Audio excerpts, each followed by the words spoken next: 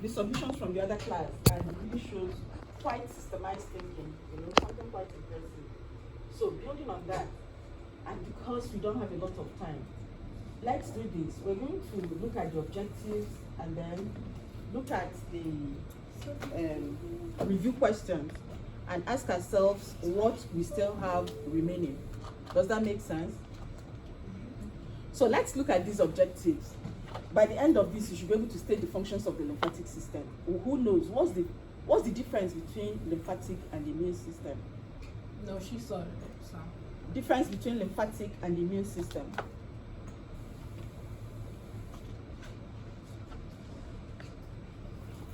Did you write your essay yourself? Is it still pending?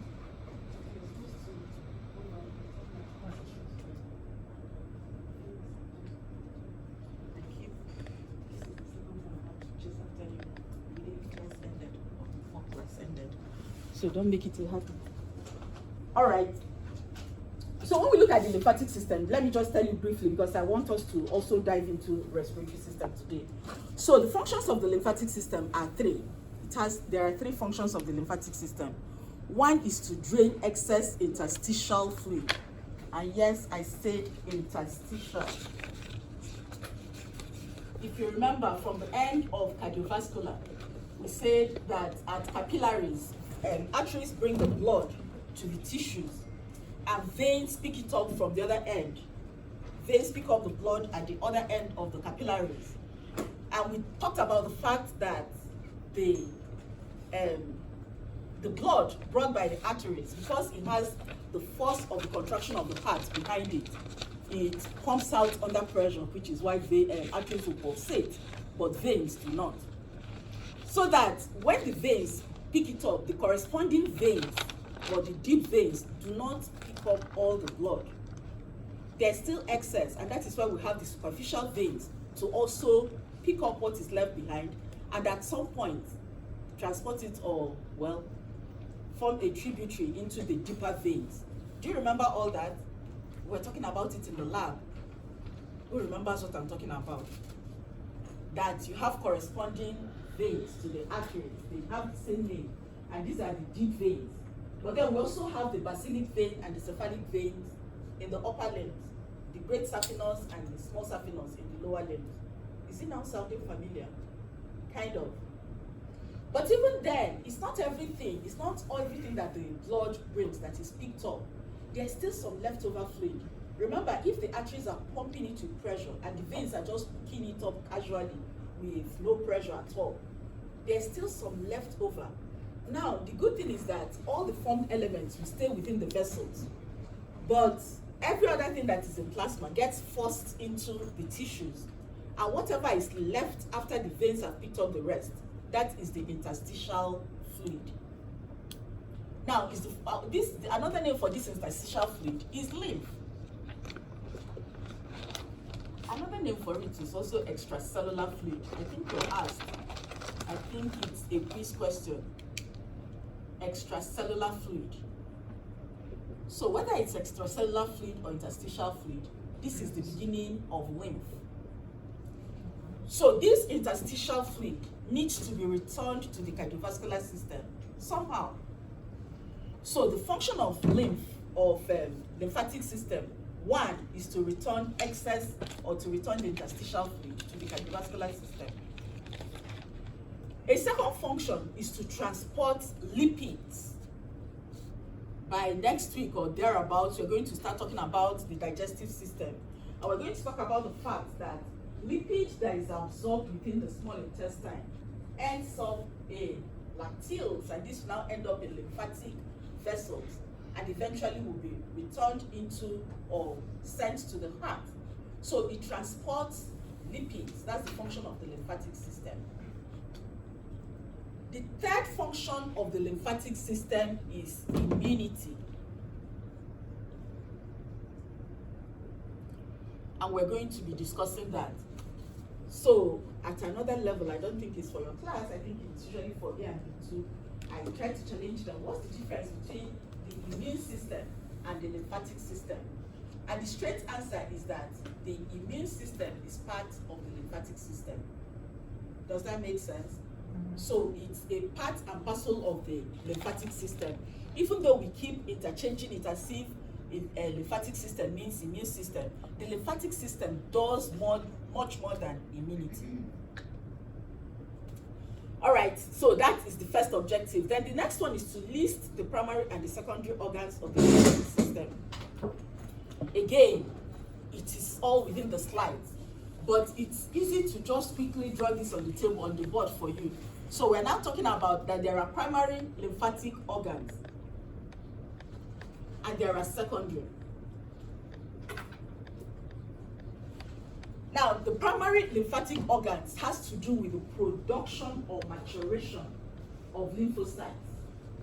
So organs that have to do with production or maturation of lymphocytes will be a primary lymphatic organ. Where are lymphocytes produced? We talked about this last week. Let's see who remembers. Where are lymphocytes produced? Where? Thymus? The bone marrow, right? It's just like every other blood cell. And the spleen? Bone marrow. It was on the test, right? Yeah. Yeah. Yes, yeah. It's produced in the bone marrow. Now, there's another organ in the body that is called the thymus, and we talked about that when we're talking about endocrine system.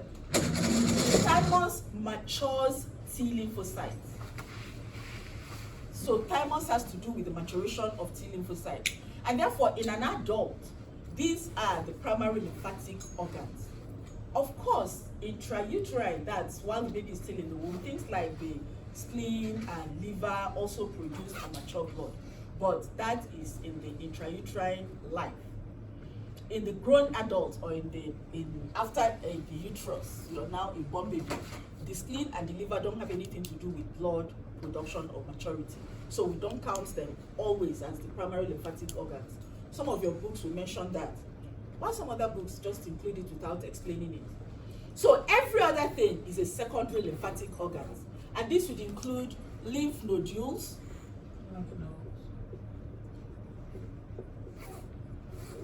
lymph nodes. What else? The spleen itself, tonsils. Well, so now let's talk about MALT organs. MALT stands for mucosa associated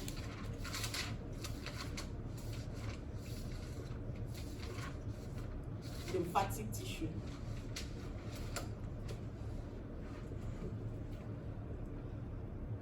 So these MALT organs would include Peyer's patches. What is that? Something we're about to discover now. Would include tonsils and other lymph nodules that are found around mucosal linings. Or remember that mucosa is the epithelium that lines tracts within the body. So these are MALT organs. So we have answered the second question. List the primary and secondary lymphatic organs or the lymphatic systems in the body.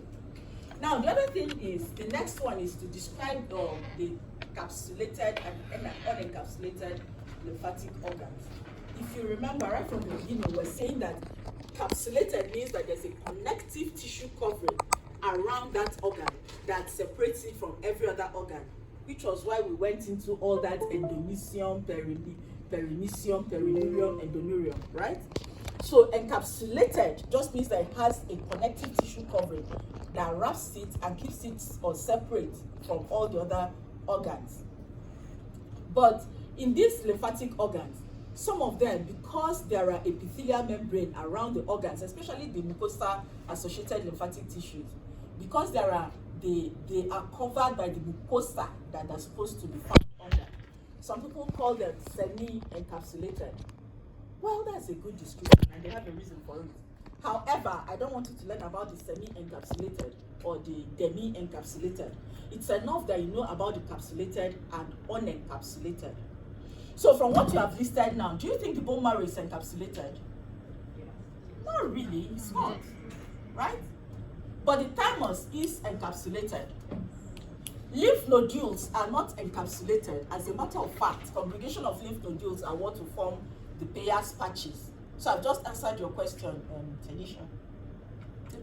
Congregations of lymph nodules are found under the mucosa, and these are called Peyer's patches. So lymph nodules are not encapsulated. Lymph nodes are encapsulated. The spleen is encapsulated. The mold organs are not encapsulated. So we have just dealt with the third one, and we're almost finished with it, right? So can you go over the capsulated again for me, please? Right there on the board. All the ones that are ticked are encapsulated. All the ones that are crossed are not encapsulated. So if it's encapsulated, it means that it's discrete and has a capsule, a capsular coat. It has a connective tissue coat.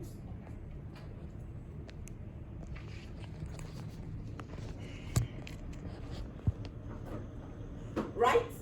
Any more questions? Then the last part says chart how lymph is formed and returned to blood. I have very good graphics and I'm eager to show them to you. But let's do a quick chatting. I can clean this, right? I've made my point. So I talked about the fact that lymph forms at the level of the tissue when blood that is brought by the artery is not all carried out by the veins. So at that point, the remaining lymph that is there is all channeled, made to go in one direction by the cells forming just that single layer of single squamous epithelium, formed in such a way that it looks as if there are valves. And what's the function of valves again? Prevent backflow. One directional flow. It prevents backflow. So at that point, they're not even vessels. They're just called lymph channels. The lymph channels will now, as they form tributary, more and more channels join together, we now start getting the lymph vessels. These lymph vessels will have, endothelium, will have the lumen, they even have the tunica adventitia, etc. They look very much like veins because they also have valves. The lymph vessels will now empty into lymphatic trunks. And in the body, there are 7 lymphatic trunks. If you are in AMP2, I will require you to know the names of those lymphatic trunks. But in this class, I'm okay if you just know that there are 9 lymphatic trunks, draining various parts of the body. And then the lymphatic trunks will now drain into the lymphatic ducts. And in the body, there are 2 lymphatic ducts. And where they drain is something that is quite inspiring. And I'm looking forward to showing you my graphics. I have some very nice graphics too about that. Now, the lymphatic trunks, whether it's on the left or on the right, will empty into the subclavian vein. And that is how lymph is returned to the cardiovascular system. So the cardiovascular veins on the left and on the right will receive the lymph flowing from the duct. Then we know that the subclavian vein will join with the jugular veins to become the brachiocephalic veins. We learned that last week, right? At least I hope somebody remembers. And the 2 brachiocephalic veins will form what? The superior vena cava. And who, okay, wasn't in this class that, yes, I think it was Tanisha that told me it's not called vena cava, it's called vena cava. It wasn't you. Oh, it must be Tammy then. Mm-hmm. So the two brachiocephalic veins join to form the superior vena cava. Did I get it? And we know that the superior vena cava empties where? Into the right atrium. And that is how lymph is returned to blood. Very easy. I mean, when you chart it, it looks clearer. So from the lymphatic channels, they will now form lymphatic vessels. Lymphatic vessels empty into lymphatic trunks, and there are 9 lymphatic trunks. And it's actually easy to learn the names because they will drain the left arm, left leg, right leg, you know, the left side of the trunk, the right side of the trunk, the left side of the upper trunk, the right side of the upper trunk, and then the ninth one is usually the intestinal trunk. And this will now empty into the duct, the right lymph duct and the thoracic duct, which I'm about to show you the illustration of now. And the duct will now empty into the right subclavian and the left subclavian veins, which will empty or form with the jugular veins to form the brachiocephalic veins. The two brachiocephalic veins will become the superior vena cava, vena cava, and then the superior vena cava empties into the right atrium. So if we now look at it, look at my nice pictures, and we're going to look at this in the lab. We have the lymph man in the lab that always features in exams and in quizzes. So we're going to look at that. And we've talked about remember, an organ system is made up of different organs. So we've talked about the vessels, the nodes, and the primary and the secondary lymph organs, and the things that come with them. Again, so this is the lymph man I was telling you about. Notice that every part of the body will drain into the cisterna chyli eventually, and the thoracic duct is the left lymph duct that will eventually empty into the left subclavian vein, except for this area that is colored green. That area that is colored green is drained by the right lymph duct. So if you look at it and you try to describe this, what you're going to notice, I just want to draw your attention to it, otherwise I would like you to open your eyes and tell me eventually. But this is what I want you to notice, that every part below the diaphragm and on the left side of the body is drained by the thoracic duct. But above the diaphragm, any part above the diaphragm, including the right side of the head and the neck and the right upper limb, will drain into the right lymph duct and eventually empty into the right subclavian. Now, here is a trick question that you're always being asked. Well, it's not really a trick question, it's for you to really grasp what I mean. So you're asked something like, if you had a wound, somebody had a wound and stopped the right big toe, into which lymphatic duct would it open? Lymph coming from the right big toe will empty into where? Who wants to talk to me? Into the thoracic duct? Into the thoracic duct, right? Even if it's the right big toe. Here's another question. Somebody had a right-sided mastectomy. The right breast was removed. Lymph from the right breast would empty into where? Into which duct? The right lymph duct. The right lymph duct this time. Does that make sense? Okay, let's see if Tamara is following. Tamara, you have a wound on your right thumb. A wound on your right thumb. Through which duct will it empty into the heart?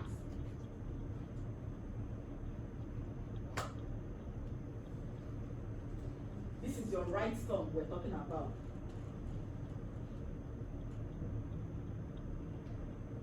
Okay, you have your, because I was going to say, look at my picture. What do you think, Maggie?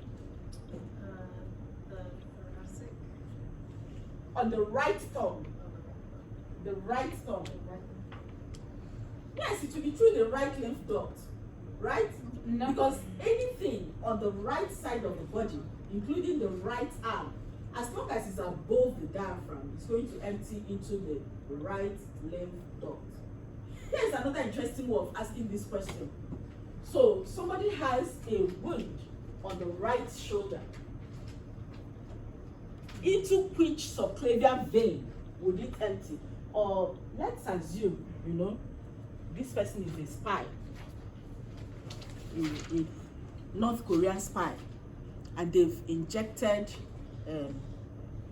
what do they call it, capsule? Those capsules that will carry all the intelligence, and we need to extract it. It has gone through the lymphatic vessel and is headed to the heart. So we need to put a mesh somewhere to get this capsule out.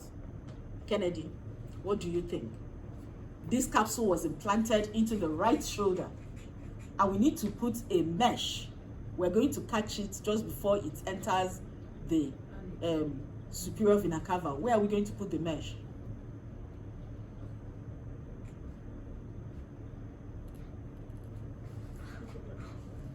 What do you think, darling? Really? Okay, what do you think, Selena? Right subclavian. Exactly. You want to put it at the right subclavian, because remember, it's at the subclavian that is going to get into the blood vessels. So you want to catch it before it gets into the heart. So you put your mesh in the right subclavian to catch it. Does that make sense? It's implanted into the right shoulder. If it was implanted into the left shoulder, or more commonly into the left thigh, we'll probably put the mesh at the left subclavian. Are you following this? Are you sure you're following this? Because this comes out in quiz and in exam in different ways. Not exactly the same word, but it just asks that you remember this map of where the lymph coming from the body is going to drain into. All right, any questions so far? All right, so I mean, what this slide talks about, the three functions of the lymphatic system. So we've talked all about that. This one talks about how lymph is formed. I think I prefer the picture that I have in the lab, in the lab slides. Okay, that's the picture. So you see blood coming in through the arteries, and it's going to be picked up at the veins. But not everything within the plasma is going to be picked up. As a matter of fact, when this is being forced out, the formed elements don't leave the vessels. The plasma proteins don't leave the vessels, which is why they keep drawing the water back at the venous end. But whatever is not drawn is left over and becomes lymph. And therefore the lymph channels pick it up. You see the lymph channels picking it up. I think, let me see if the next picture shows it. It doesn't. So we're going to see that picture in the lab, where we see that these are not really vessels. They're just cells that, because of the how they raise themselves, it forms into a valve, so that lymph can only go into the vessel in one direction, but cannot come out of the lymph vessels into the interstitial fluid again. And that is why we call them channels instead of just calling them vessels. But as several channels come together, they will now become vessels. And vessels that come together will now become the trunk. And there are 9 trunks in the body. And then the trunks will now become ducts, and the ducts will now empty into the subclavian. Now that's the thymus gland.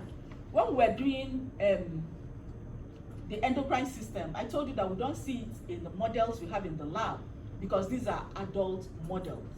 So all the lymphatic organs, usually you're born with them, and then they grow, they really grow during infancy, because that is the time that the human being or the organism is getting used to their environment. Now here's the caveat. There are trillions of bacteria growing on you, growing around you. How do you protect yourself from these bacteria?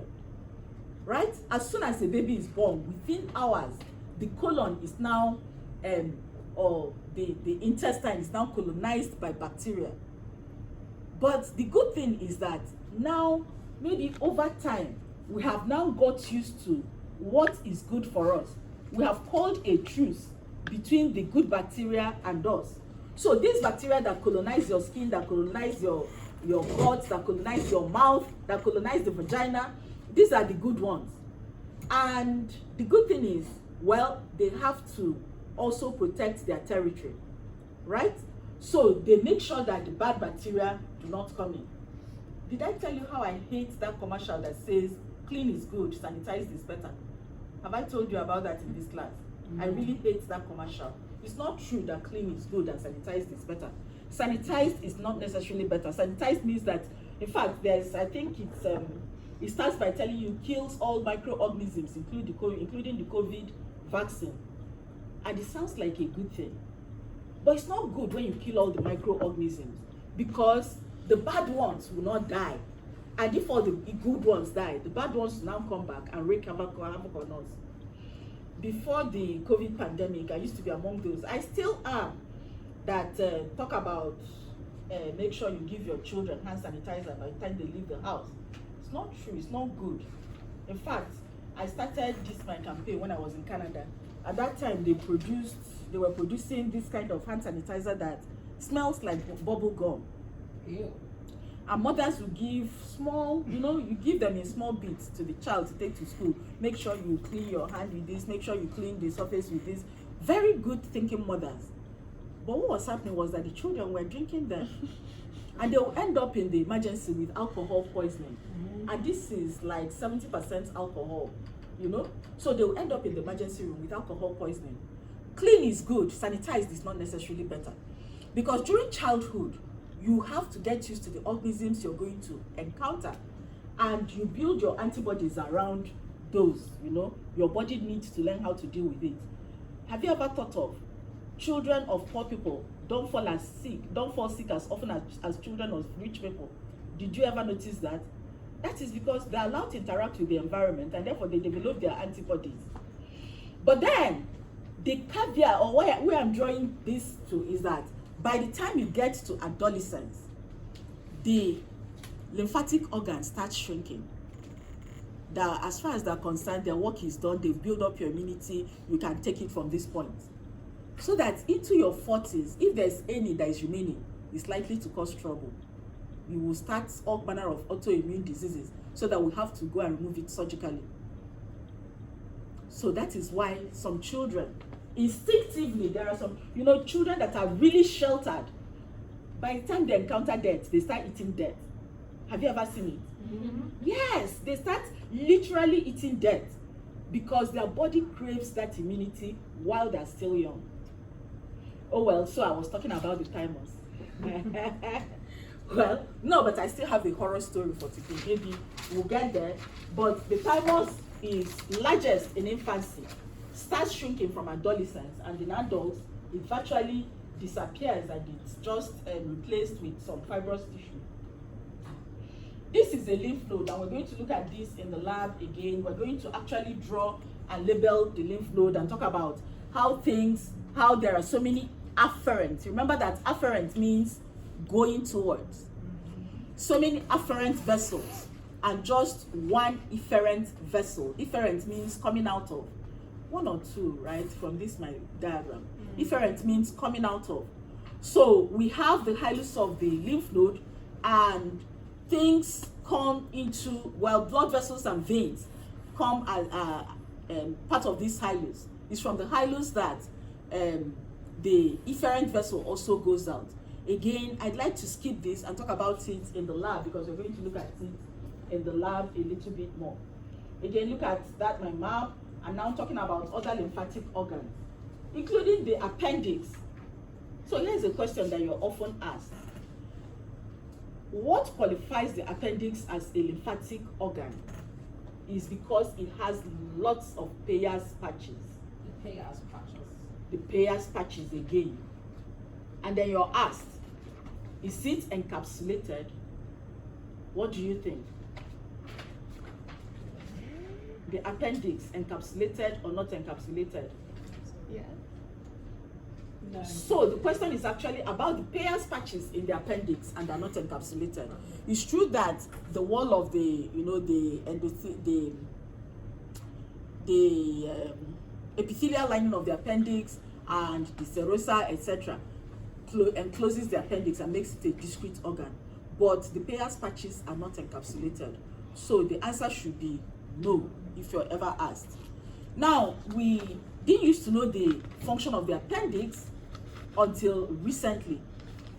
In fact, up till when I was doing my training, the training was that if for any reason you get into the abdominal cavity, remove the appendix because it's a vestigial organ.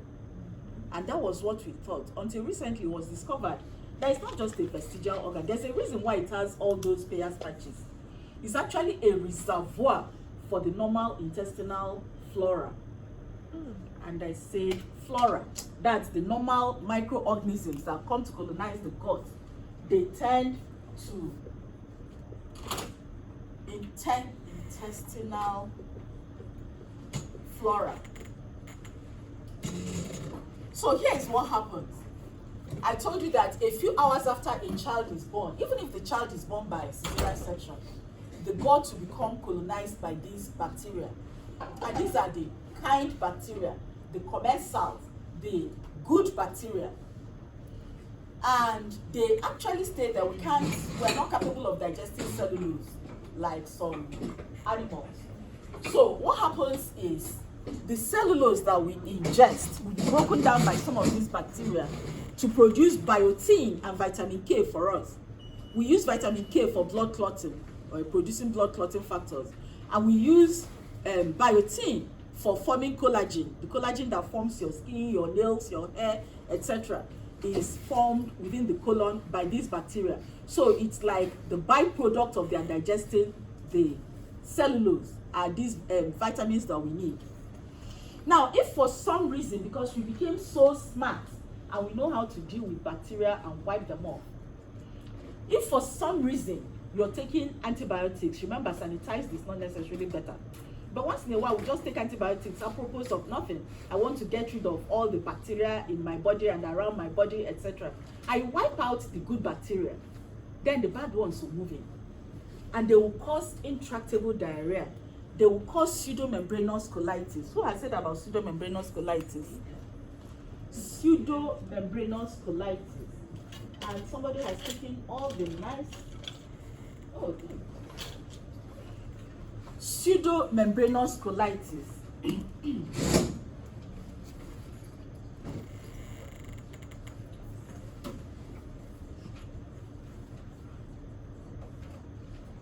Who has said about that?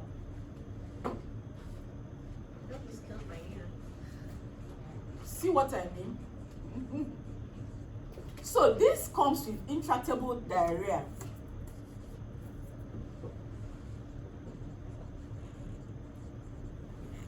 And you hear things like methicillin-resistant Staphylococcus aureus and all those bad bugs. They call them super bugs. That's what I heard. But these are not really bugs. These are bacteria. So what happens is that if the nice ones are wiped away, then these bad ones will come in and cause intractable diarrhea. In fact, it's like pseudomembranous colitis is like a sheet. If you take what do they call it? A histology of it, it just covers the whole gut, like, you know, a screen that is pulled down the whole gut, and there's nowhere for anything to be absorbed, and so the person just has intractable diarrhea. So when I was still a young resident, for my department, you're obliged to take postings in different departments, you know, all the related departments. So I was doing my pediatrics posting, and we had these children, or this particular child that had this intractable diarrhea, had pseudomembranous colitis, and we didn't know what to do. Because all the most you can do is to keep giving antibiotics, and these antibiotics are not wiping out the intestinal flora. So we read it up that one thing you could do is a fecal transplant. Ew. We do that in dogs too. You do fecal transplant. Yeah, it's not common, but How do you do? same way. Fecal, you just transplant fecal. Yeah, So, like so this is to transplant fecal matter. Like, And it's like, ew, right? Yeah, healthy dog. You get a healthy dog, and you make it eat the shit of the healthy dog. I mean, it sounded, and we didn't know it. So we didn't know how to do it. So in where we are, or where in our own environment, we just have to keep improvising. We don't have all these high-tech things. So what we did was to ask the mother, the baby's mom, to bring us feces of the elder sibling, and we mixed it with the pap, you know, the gruel that the child was supposed to take, and then we passed a nasogastric tube. Because if you just feed the child through the mouth like that, the stomach acid will just take care of it, kill everything immediately. So we had to pass a nasogastric tube and pump in this feces, pap with feces, into the baby. So why would a person need a fecal transplant? I just explained it now. All right, so we popped it into the baby. 24 hours, that was what it took. This baby was out, right? The baby was so well. began to, just picked up, started eating, I started adding weight, became so healthy. So we saw that this worked. But when you talk about it in this environment, it's like, ew, yes, Selena. So you said that like within like hours of birth, like the newborn will Mhm. develop the good bacteria in the gut. How does the bacteria get in the gut? That's what we don't know. It's still the what is it called? The jury is still out to town. But it's just like as if it's a natural thing. You're living in this environment. It might come from the mother's skin, it might come from the environment. No matter how much you sanitize, it's been discovered that within hours of birth, in fact, sometimes the babies that are born delivered vaginally, probably they got it from the mothers. It's not coincidence that the birth canal is just between piss and shit. When I start talking about that's serious, when I start talking about reproductive system and I come and the class is looking so glum, I just announce, do you know we are born between piss and shit? And when you look at it, there is the urethral opening anteriorly, there is the anus posteriorly, and the birth canal is just in between. It's not by coincidence. So for those that are delivered vaginally, they get it sooner. But even those that are delivered by cesarean section, because remember, you have to sanitize everything before you even start the surgery, they still get it maybe about 6 hours, 3 hours after or the vaginal delivery ones would have got it. But it's like not present at all in fetus. It's only present after birth. It's not in the fetus. Not at all. The fetus is so well protected. It's quite fascinating. But we're not talking about obstetrics and gynecology yet. The fetus is so well protected and sterile. But once the baby is delivered, prematurely, full, mature, whatever, within hours, the gut will be colonized, and that is a good thing. I think I've heard where women will take, like swabs of the vaginal fluid and things like that after the baby's born by C-section to kind of help with that. Yes, to help the colonization. So now that we've realized how good it is, we're trying to do it in artificial ways. But I mean, usually it happens. Anyway, so I was saying that this fecal transplant thing, they don't. When I came to Canada, I found out that it's ew. But do you know what happens? Usually, if you finish a surgery, especially if it's a gut surgery, a surgery that involved intestine, etc., you prescribe probiotics for the patient. Do you know what is in those probiotics? Bacteria. Who is on probiotics in this class? Who is taking probiotics? So, an analysis of probiotics. There are some probiotics that is for weight loss. In case you haven't heard about it, and an analysis of the What probiotics is it called? Say.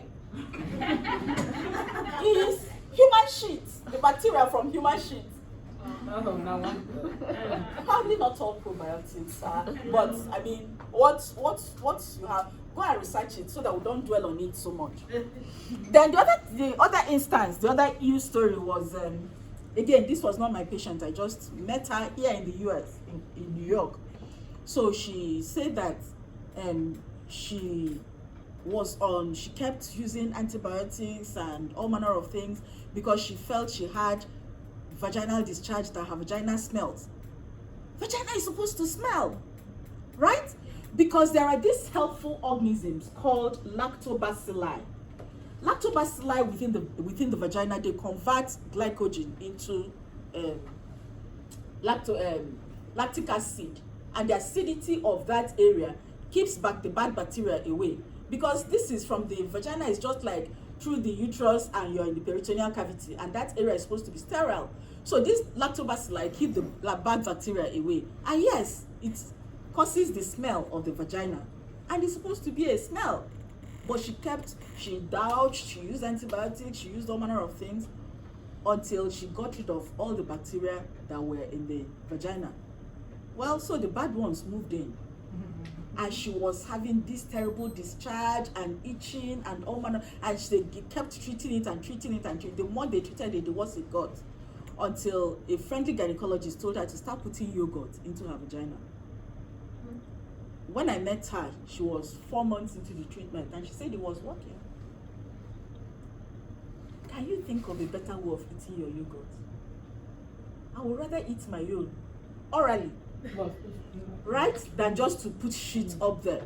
So that is what I'm trying to tell you, is that the appendix, bottom line of all this, is that the appendix, that is a gut tissue, many times, if we can just buy time, if the person doesn't die of the diarrhea, then the appendix serves as a reservoir of the friendly intestinal flora.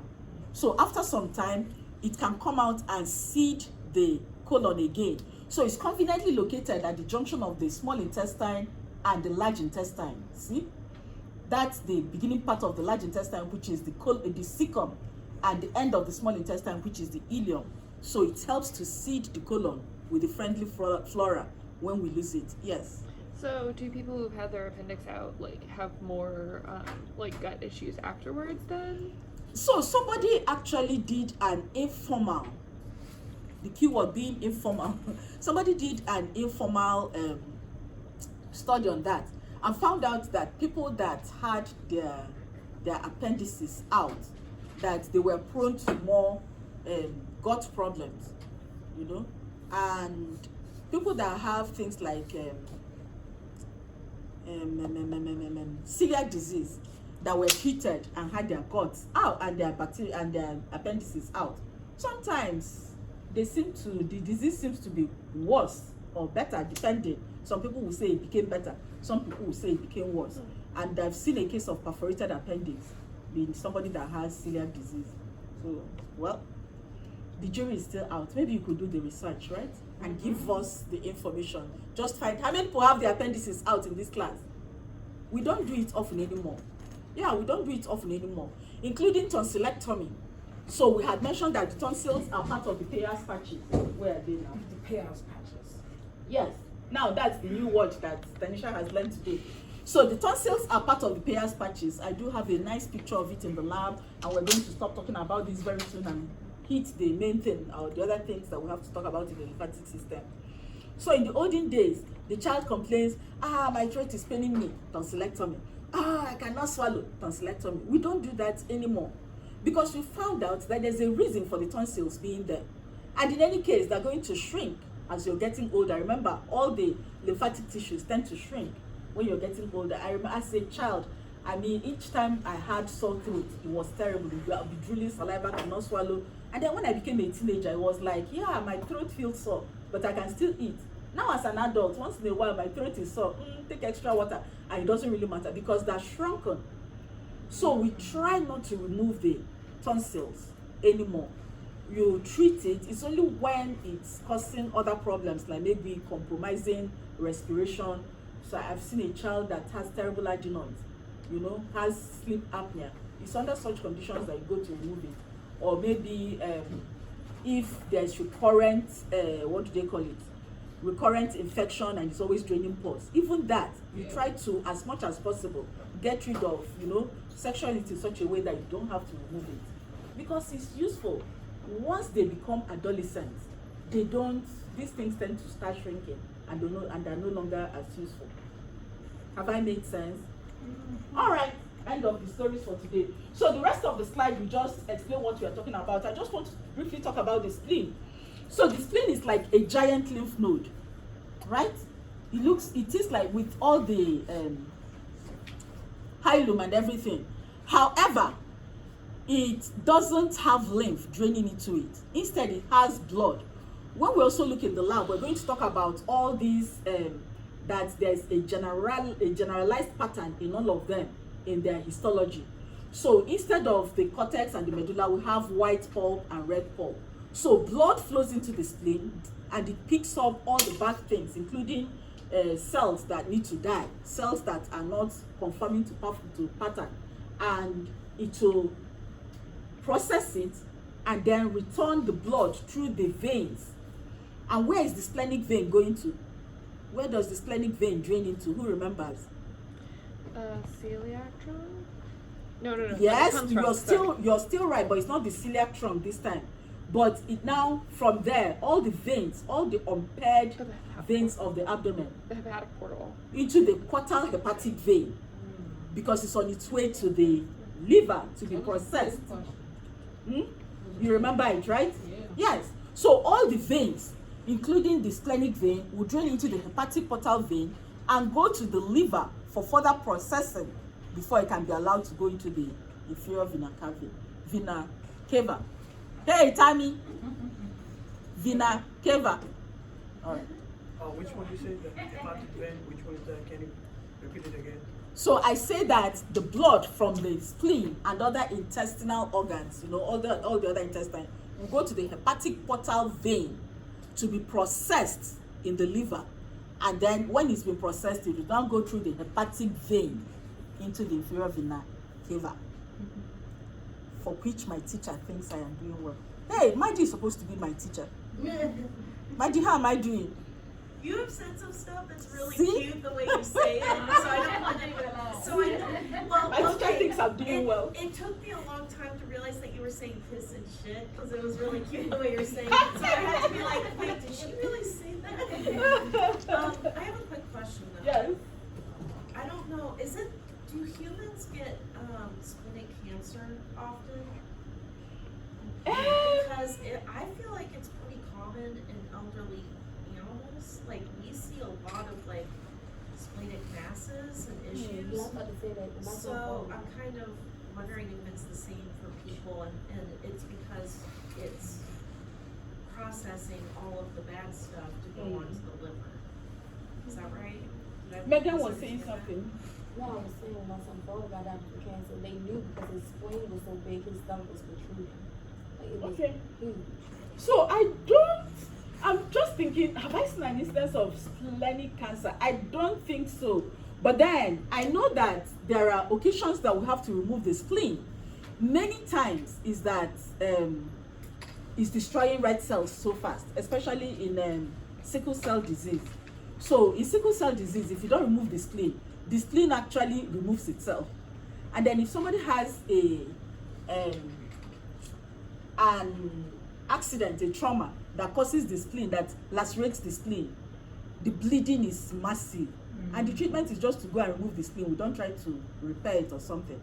But again, now that we have more understanding, maybe we should conserve it. But remember, in adulthood, you finished the most of the work has been done. It still filters, etc., but you can actually do without the spleen. That is what we think for now. Tomorrow there might be new findings. But when you say in elderly animals, it begins to make sense. Because in the elderly, this is one of the lymphatic organs. What should happen to it as we're growing older? It should be shrinking and disappearing anyway. So if it persists, it's an ominous sign. Yeah, because it's like a lot of times I feel like it's in really old Mhm. cats. Yeah. Like really, really old dogs. Like we'll pop the ultrasound on it. It's like, okay, we're pretty sure that it's either in the spleen or if it's in the liver. It's kind of hard to tell. It's sometimes both. Yeah, the liver continues, but the spleen, yeah, Yeah, we see many it a lot. times. If it persists, I I mean, see it might being be removed like the different thymus. Yeah. Yes, Selena. So the spleen filters the damaged red blood cells. Mhm. So wouldn't we need that as adults? Because the blood cells only last 4 120 days. Yeah. So I think that is why you keep it on. It's just like that favorite employee that you keep keeping on because of long years of service, right? Not that he's really doing a lot, but yeah, we like seeing you around. You become part of the structure of the establishment, because the liver can still do the same thing. So the sinusoid, what the sinusoids of the spleen has processed, yes, the liver refines. But if the spleen is not there, the liver still continues doing its own work. So, like I said, there are so many things we don't understand. You should do a research on that. Who knows, you might find out that from the spleen you can actually heal cancer. Right? Or you might find out that this is how you can heal paralysis. Right?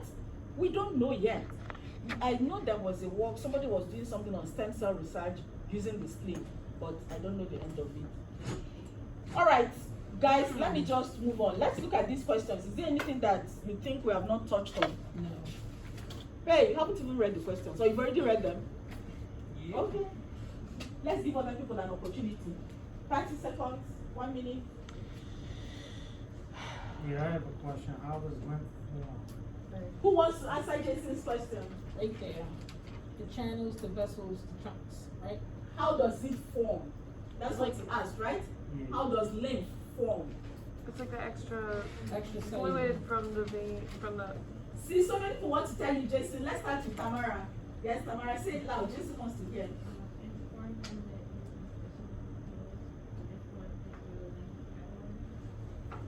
Yeah. So we said this is like the leftover. Remember that at the capillaries, at the level of the capillaries, when the vein doesn't pick up everything that the artery has brought, that is a big way of putting it. So it's the excess fluid that is left after the vein has picked up what the artery brought at the level of the capillaries. So whatever is left, that is lymph, or we called it interstitial fluid or extracellular fluid, right? That is how lymph is formed. Any other questions? Good question, a good reminder. Thank you, Tamara. See? Any other questions that we should talk about? Let's move on because we do have a lot to talk about. All right, so when we do the digestive system, we're going to talk about how the lymphatic system plays a role in transportation of fat. But in the next set of objectives, we want to compare specific and non-specific resistance. And we've already started talking about it. So let's look at these objectives quickly, and then we're going to look at the review questions as well.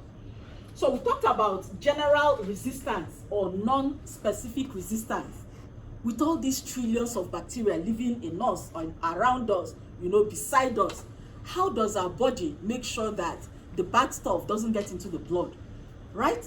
Think about it. With all the millions of people, did you hear about the Baltimore couple that was trying to sell national secrets in a sandwich? They were trying to sell it in a sandwich. How do we make sure that we preserve our democracy, right? So what you do is, the point is that there are some places that bacteria, no matter how helpful you are not allowed to go into, like your blood, like the peritoneum or peritoneal cavity, like in the CSF. So no matter how helpful they are, hey, this far and no further. That is what we tell the bacteria. And so the general resistance are things to do with how we resist all of this. My favorite picture in this, I told you I had very good graphic, is this, right? Who remembered? Oh, I still have to send a message to my friend to say thank you for your service. Who remembered that yesterday was Veterans Day? Even though you went to work and to school, that's the day you get to tell people thanks for your service. And it's beginning to sound so cliche, but I mean, it's really something that is meaningful when you think about it. So, there are ways of defending our country. It's not everybody that can fly an airplane. There are some people that have to defend it in the waters. What do you call those that defend it in the waters? Navy. The Navy, the SEALs, well, the Coast Guards as well. The Coast Guards defend the coast. There's a difference between them and the Navy. So, there are different ways and different specialties. And recently I was made to understand that the army we sent to South Korea, you train them in case you need them in North Korea. You get what I mean? The people that you sent to Taiwan, you're training them in case we need to fight the Chinese or the Japanese, right? Some other people, we have them in Saudi Arabia. We're training them in case we have conflict in the Middle East. So yes, even among those, there are still Air Force people, there are still Navy people, and so on and so forth. So when we talk about general defense, we're talking about, look, this is a foreign invader, this is not self. What do you do about it? And they deal with it immediately. And this general defense would include things like your skin. Yeah, the bacteria can stay on the skin, but this skin is a barrier between you and you're getting into the body. And some of them are the mucous membrane. That is why mucus is so sticky. It will stop some of the invading microorganisms before they even get anywhere. Or things like the stomach acid. All these are called barriers. Then beyond the barriers, we also have specialized cells. In this class, last week we talked about the role of the leukocytes. That these are actually capable of fighting bacteria or fungi or other allergens and so on and so forth. So we also have those. And then there are things like inflammation. what is, okay, I think there's another one that says, talk about inflammation. So all these are general defense mechanisms that our body uses to make sure that things don't run awry within the body. So the difference between all these and specific resistance is that specific is specific to a single thing or another. It sounds foolish to define a word by itself, but specific now means that, all right, this battle is somewhere in the Middle East. Yeah, as soldiers that we have trained in Korea might still be able to work in the Middle East. But yes, the more specialized they are, the better. They might even know how to speak the language. They know the ins and outs. They know the terrain and everything. They're specialized in the Middle East. So specific resistance is also called immunity. So another name for specific resistance is immunity. And part of what we're going to talk about is how it is that the immune system, once it's able to attack something, it always keeps a file of how they did it, so that next time it happens, they can react faster, react with the knowledge that they have, and go over and beyond what they had done before. So let's go back to these objectives. So we're also supposed to list the different types of lymphocytes and summarize their functions. This is where we draw one of those my famous tables. Who is going to miss my table when we leave this class? I hope. I draw tables because that is my own way of learning.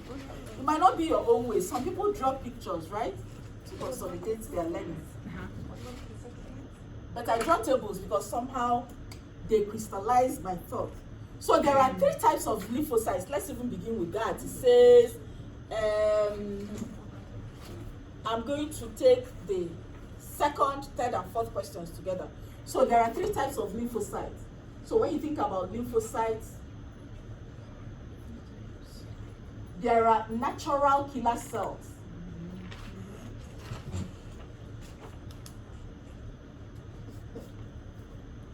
These are parts of general defense. This is part of the general body defense.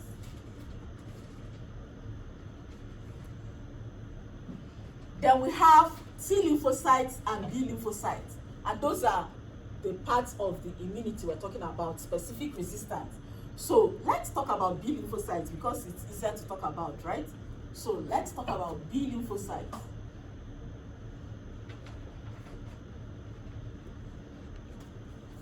There are 2 types of B lymphocytes. There are the memory B lymphocytes, which keeps a folder or a file on the attack. And then there are plasma cells. Why are they called plasma cells anyway? Plasma cells secrete antibodies. I remember when we were talking about plasma proteins. What do we say are the antibodies? The beta globulins. Who remembers that? Because I really can't see the The thing is in the way. Oh, lymphocytes, B lymphocytes, and memory cells. UCD. Well, I just felt if you see MEM, you can spell the rest. So we said that the plasma proteins include beta globulins, and that these beta globulins are the antibodies. Now, in the body, we have 5 types of immunoglobulins. There's the IgA, IgG, IgE, IgG, and IgM. I'm mentioning them because I just want to talk about their functions briefly. So IgA is the antibody found in saliva. It's a good thing we have Mandy in our class. Mandy, what do animals do when they have an injury? Well, it depends. Like what kind of injury? Any kind of injury at all. The first thing they do Like lick it. is to lick it, right? Yeah, lick it. They lick it.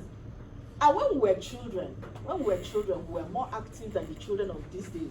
You know, the children of these days, once they're 18 months, they're playing on their tablets. They don't go outside to play. They feel allergic to outside. But when we were children, oh my goodness, any tree that is anywhere is inviting itself to be climbed, right? You jump over things and go into ditches and all manner of things. And once in a while, you have a scrape. If your parents know that you got a scrape, you know what they do? They'll put, Americans call it iodine. Where I come from, call it iodine. Very stinging. Or they'll put alcohol, right? So if you know that you're going to get it, and if you go home and keep crying, have a wound, you're not going to play again. So once you have the wound, you just drop saliva over it and keep playing until evening. And then that is when they find out, oh, you had a scrape. Why didn't you come home for it to be treated? You know? But you just drop saliva. This are things you do instinctively. But saliva contains IgA, which is an immunoglobulin. Then IgD usually mediates inflammation. And we have mentioned that inflammation is one of the non-specific resistance.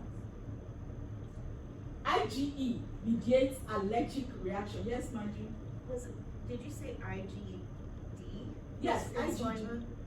No, IgA is in saliva. Oh, IgA. IgD mediates inflammation. IgE mediates allergic reactions. IgG is for long-term immunity. And IgM is immediate immunity. And we're going to be looking at a graph of this again. So if you are exposed to something, to an antigen, the first type of antibody that is produced to react to this is IgM. Then over time, the IgG builds up and keeps the memory of it. So it's long-term immunity. So we have dealt with B lymphocytes, right? So the IgM turns into the Doesn't IgG, turn into. or but like Both of them, we're going to look at actually, is this a good time to look at it since you're interested? Let's look at the slide, the graph.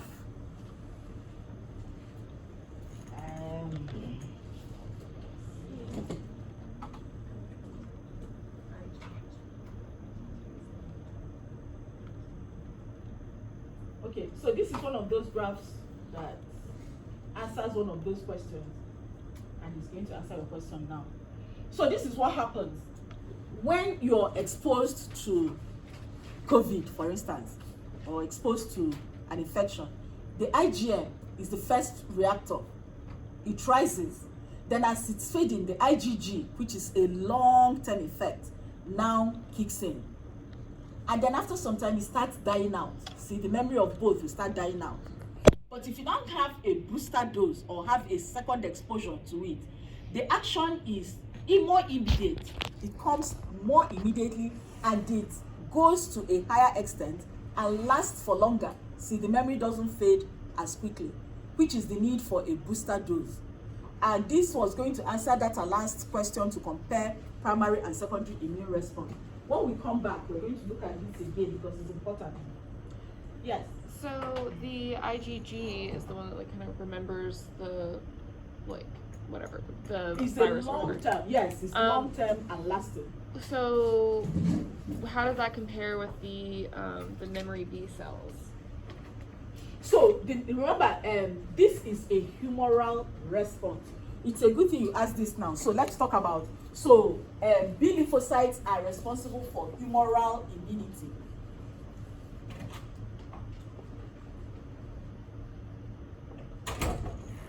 What do I mean by humoral?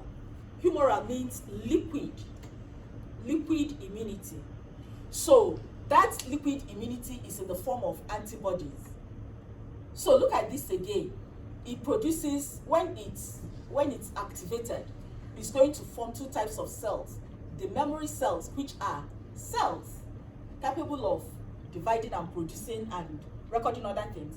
But plasma cells are also cells, but these plasma cells is what will give rise to the antibodies. And IgG is one of those antibodies. it remains in the blood for a long time. And we had actually met IgG earlier. Remember when when we were talking about rhesus ISO immunization, and we're talking about the fact that whereas the mother's blood and the baby's blood do not mix, antibodies can go from the mother to the baby. So this IgG is so small that it can cross from the mother to the baby and remain in the baby for some time. Sometimes for as long as 9 months, which is why if you give measles vaccine at 9 months, the IgG in the baby will just take care of it. So you want to give measles vaccine as close to 9 months as possible. Whereas things like tetanus IgG will stay in the baby's body for only about 6 weeks, 6 to 9 weeks, and the baby will need to build its own antibodies. But we're coming to that.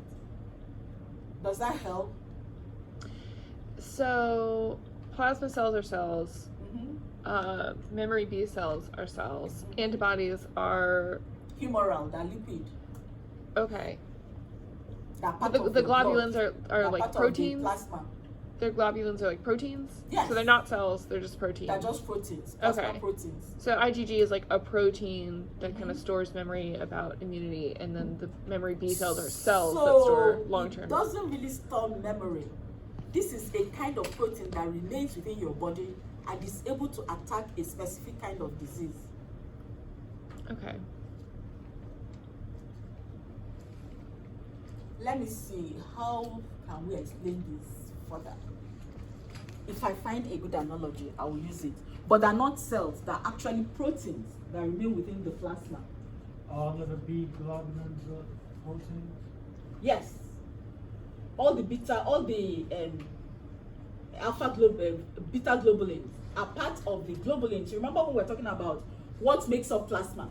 And we said the plasma proteins are albumins, globulins, and fibrinogens. And we said alpha globulins transport things, but beta globulins are antibodies. So all these are part of the beta globulins we're talking about. Is it making a bit of sense now? Think about it. I'm sure it will make much more sense. All right, let's finish with these objectives. So going back to the objectives we had at the beginning. So we have actually talked about the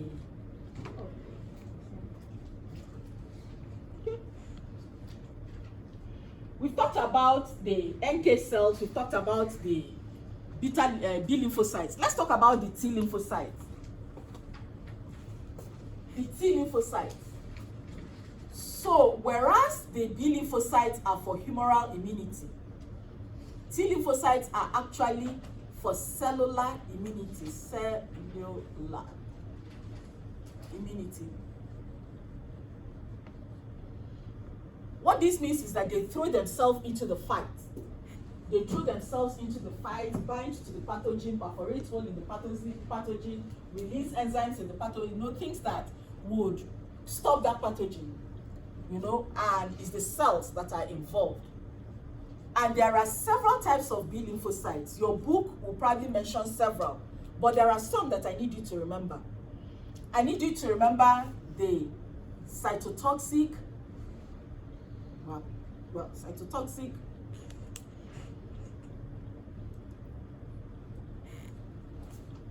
T lymphocytes. These are also called CD8 cells. I'd like you to remember the helper T lymphocytes. These are called CD4.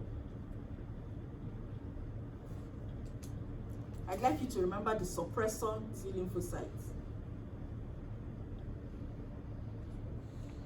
And also to remember the memory T lymphocytes.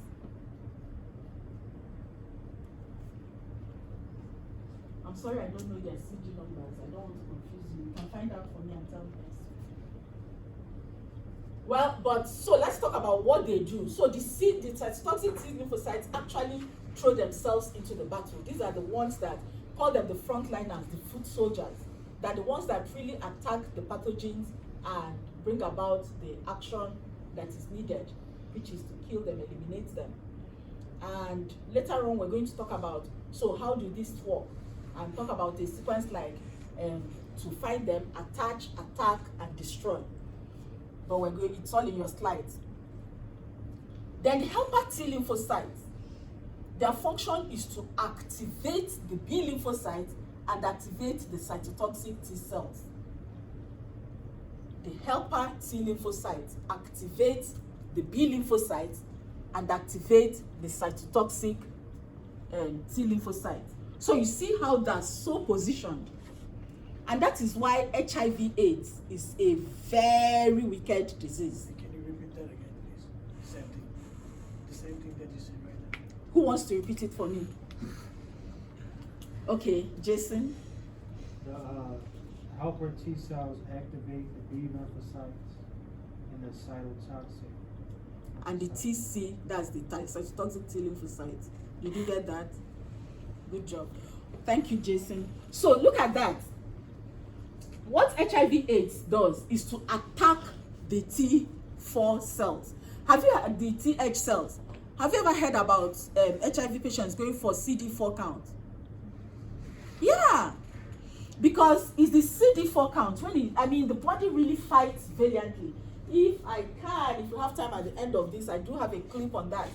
Because the body cells fight very valiantly to overcome these cells. Eventually, when they can't fight anymore, that is when they start giving up. And when it becomes too low to a certain point, what HIV/AIDS does is to open the door for every other infection. Because if the helper T lymphocytes are not there, the cytotoxic T lymphocytes cannot act.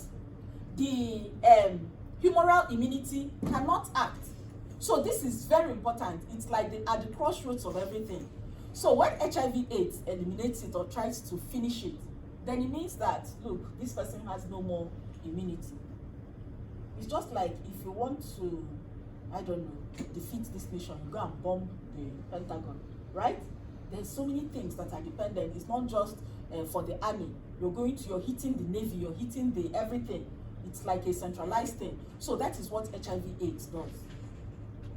And then the suppressor T lymphocytes, they make sure that the reaction doesn't get out of hand. So the function of the suppressor T lymphocytes is to limit the activity of the other lymphocytes. And why is it necessary to limit the activity? Now, allergic reactions is actually an over manifestation of the body trying to deal with with an incident, so to speak. So when you're sneezing too much or you're draining too much mucus or something, is your body trying to react to an antigen that it doesn't like. So to make sure that this doesn't happen, we have the suppressor T cells. So think about it. The Coast Guard is supposed to keep enemies off the coast.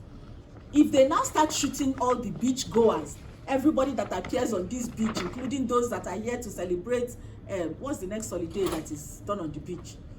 Labor Day is past, right? So what are we looking for again? What's the next holiday that happens on the beach? These Americans don't go to the beach. Memorial Day. Yes, I think it's. Are you sure it's not? Oh, Labor Day is the September one. Yes, the Memorial Day. So supposing the Coast Guard, you're just. Oh no, I think it's spring weekend, right? Spring break. Spring break, and people are on this at the beach trying to unwind from winter, and the Coast Guard just starts shooting everybody. Right? They're no good. These are the citizens you're supposed to be defending, not killing them. So that is what the T suppressor cell is supposed to do, to limit the activity of these so that they don't overwhelm the body. You won't, from trying to contain or fight an organism also fight your own cells and kill your own cells. So that is what the T suppressor cells are for. And then finally, there are the T memory cells. They keep a memory of all previous invasions so that any new invasion will be easy to fight. And that is where we now start talking about compare primary and secondary immune responses. And that was what I showed you.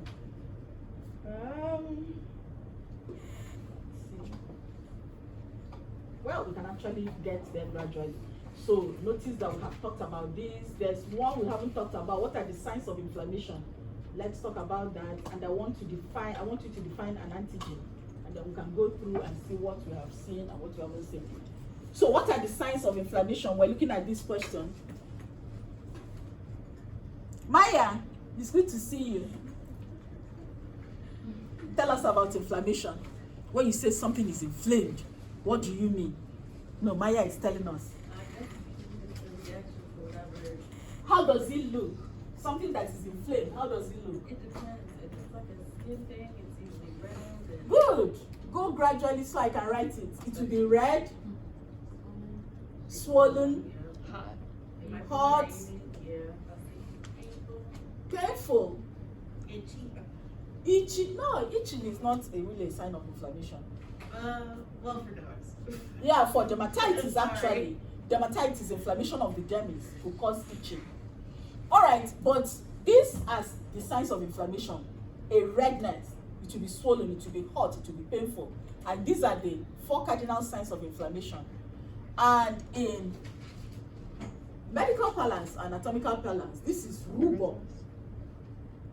This is, so I used to call this edema. And another teacher, another class, so I should call it edema. My teacher, edema. Edema. Jason, first of all, pronounce this for me. Edema. Edema. Edema. Edema. All right. So yes, the first one is rubor. Rubor. Dolor is pain. This is calor. And the one that we don't usually always include is loss of function.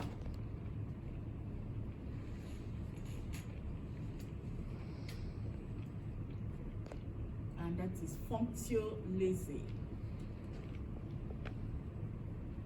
So when you have this pain, usually you're not able to use that body part, right? Supposing it's your thumb that is inflamed, you try to spare it, if for nothing, for the sake of the pain. So the 4 cardinal signs of inflammation: rubor, dolor, calor, edema, and functio laesae.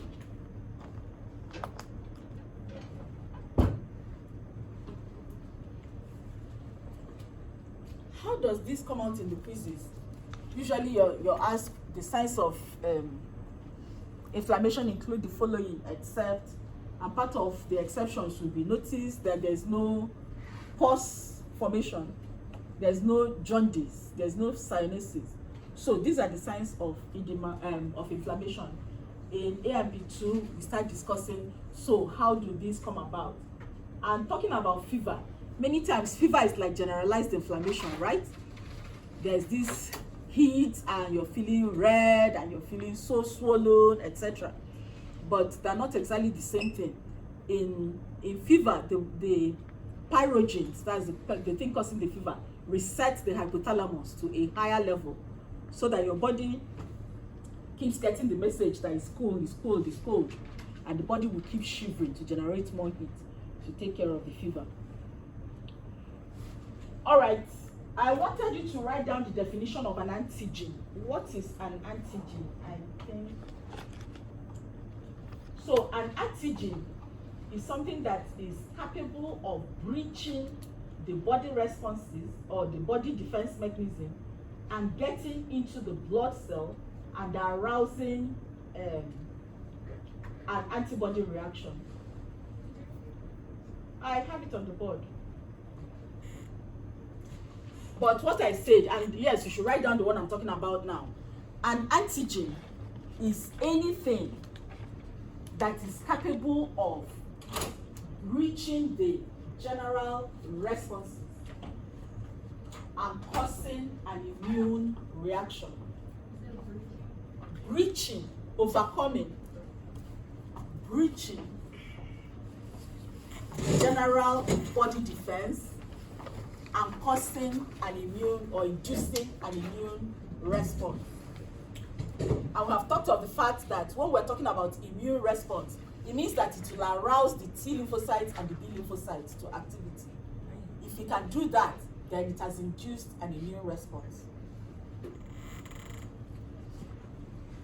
And we have examples. Again, these are your slides. So I think you should just pace through your slides and you see that we have covered all of this today. And probably you get a little bit more. So something like, we hear about people that have artificial heart valves. Do they react to it? No.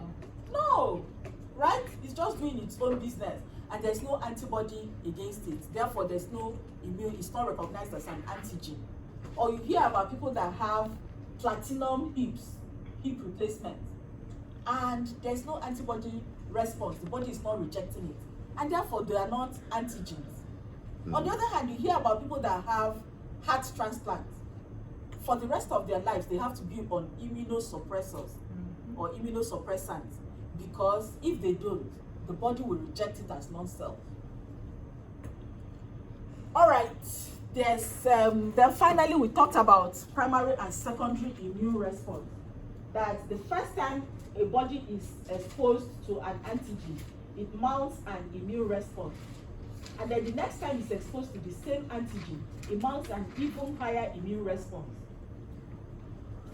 Until I was in my mid-30s, I didn't know that I reacted to sulfonamides. I mean, you live in Nigeria where malaria is like endemic.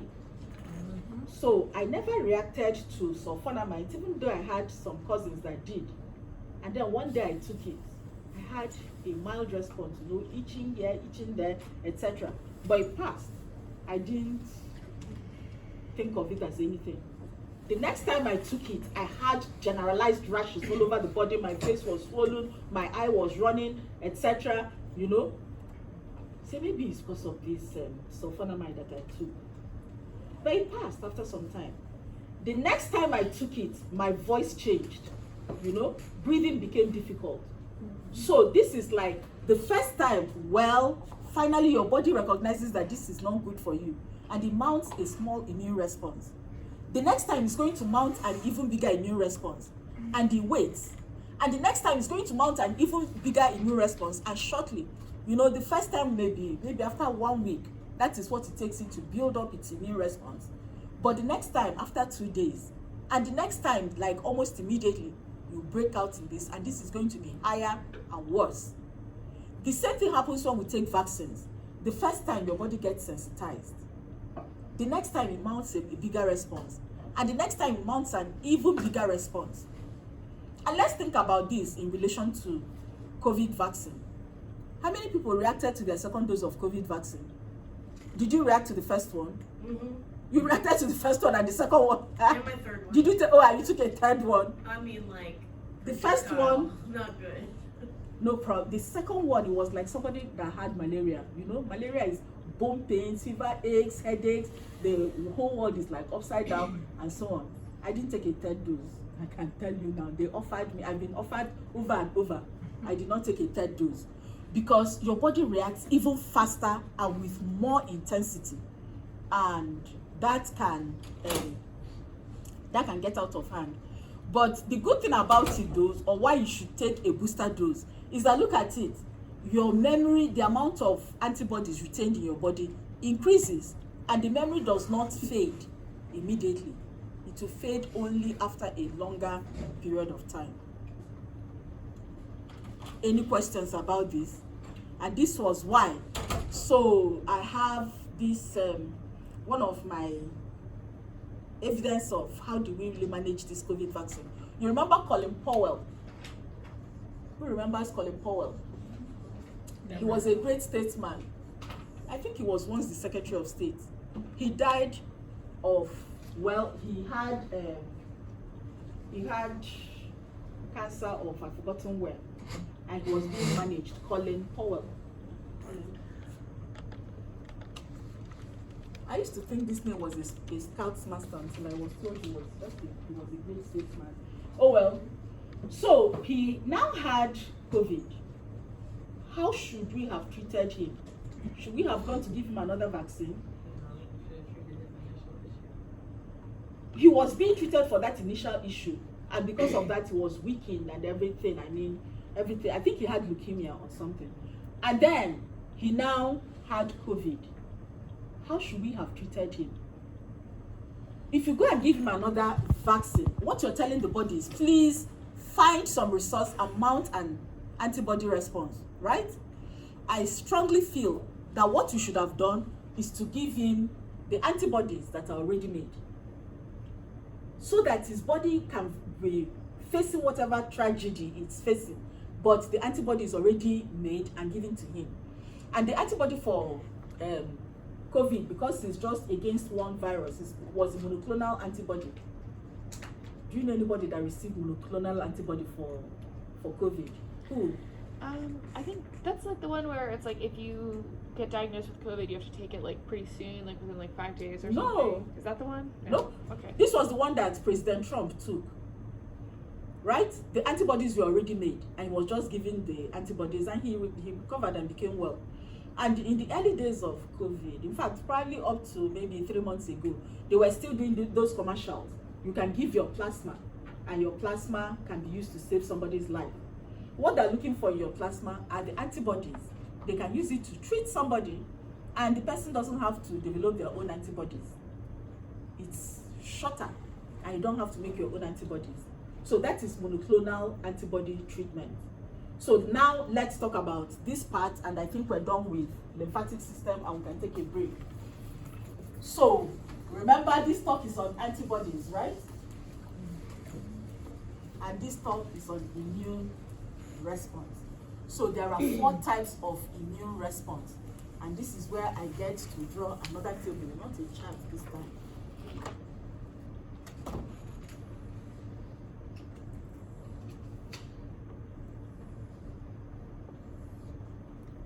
So the response, or the immune response that we can have, can be active or it can be passive. Active immunity means that you're making the antibody by yourself. Passive immunity means that somebody else made the antibody and it was given to you. Or somebody else made the antibody, you didn't make it yourself, but you got it somehow. Then it can also be innate or natural, or it can be acquired. Natural means that, well, you just got it, it was naturally there. But acquired means that it was induced, it was artificially given to you. So let's talk about what are the types of immunity. So it can be natural and active. Active natural immunity.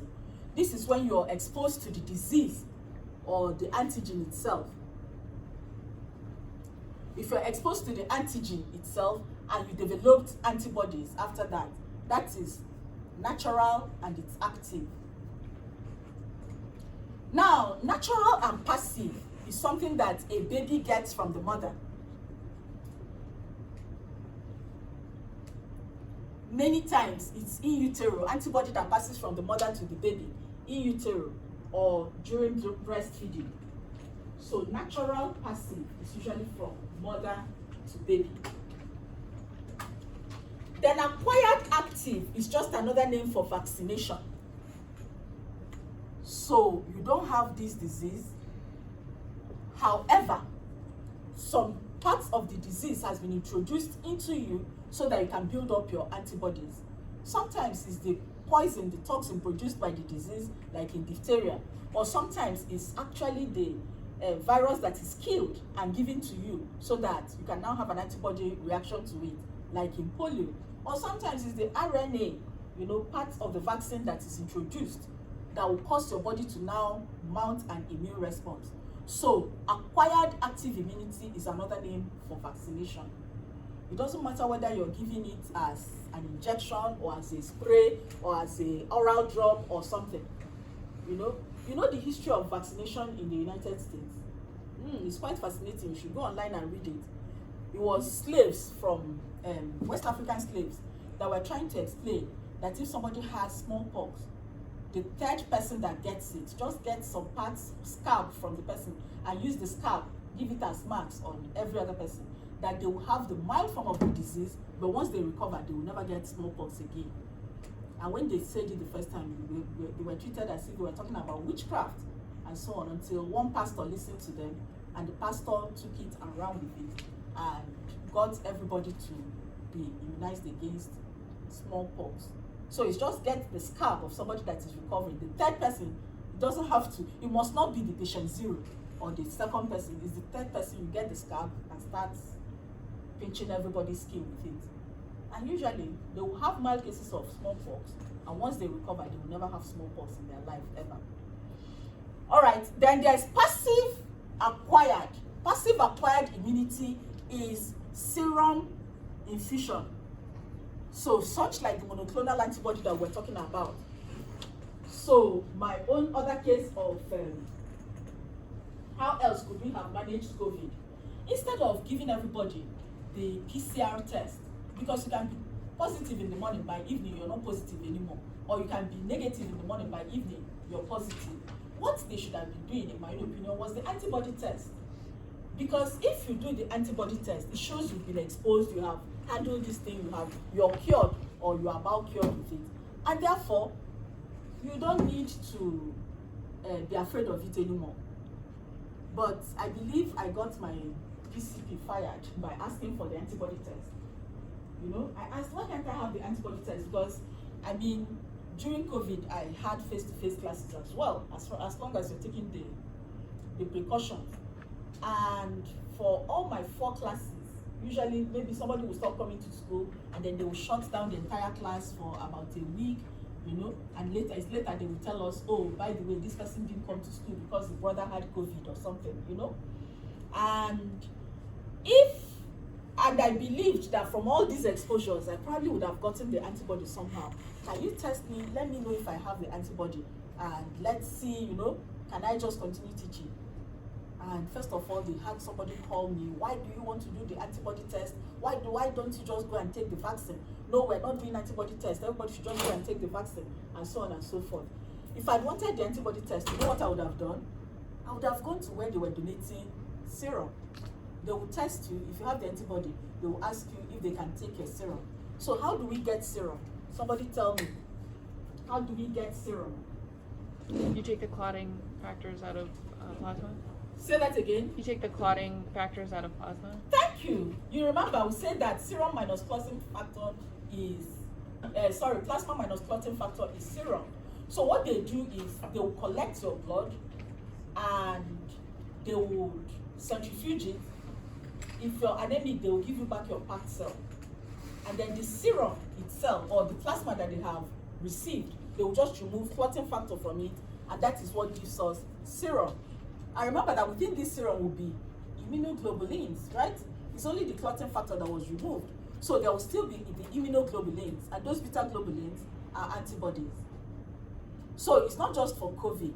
We use serum for treating things like tetanus, things like snake bites. Recently on the news, there was a boy, an 11-year-old boy that was bitten by a snake. He kept telling the father, I think I was bitten. And the father didn't take him seriously until he died.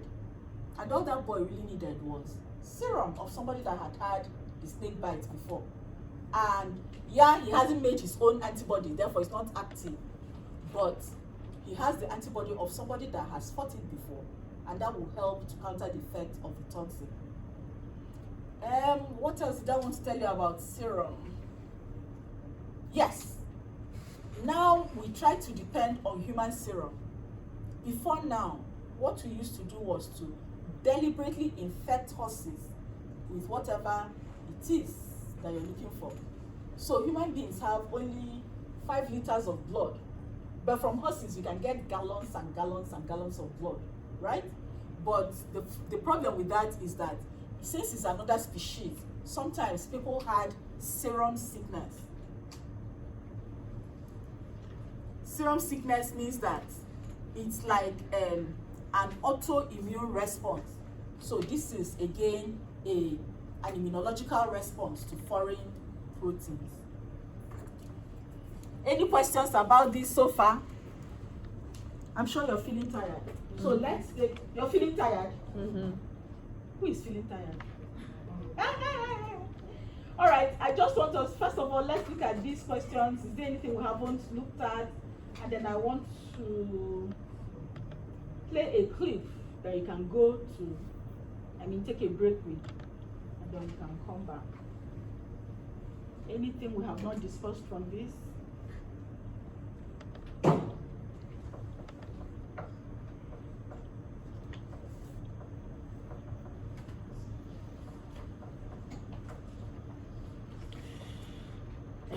Aliyah, hi. Answer number 7 for me.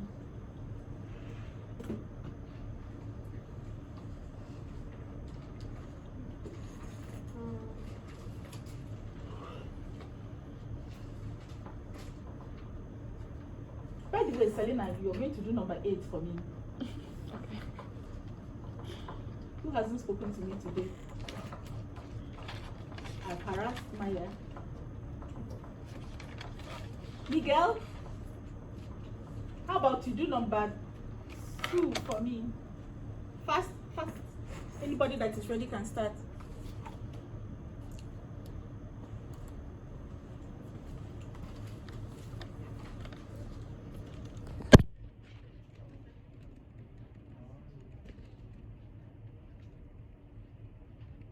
Miguel, yes.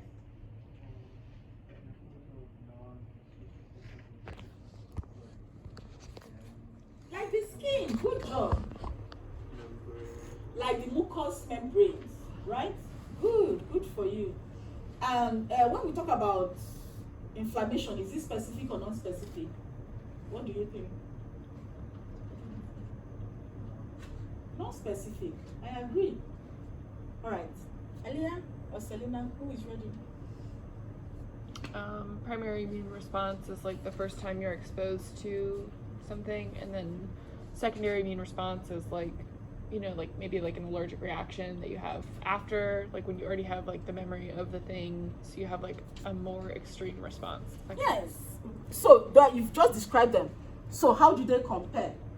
The secondary response is a lot stronger, and like the bits and bobs that remember. You know the motto of Olympics? Hmm? What's the motto of the Olympics? I don't know. Who knows? Guys, let's relate this thing to real living. What's the motto of the Olympics? Darling, do you know? Stronger, higher, faster. That's the motto, right? Okay. Stronger than we were last year, higher than we were last year, faster than we were last year. So that's how secondary immune response compares with primary. It's faster in onset, it's higher in the reaction, and it's actually better. Remember the case of Zita. You remember Zita?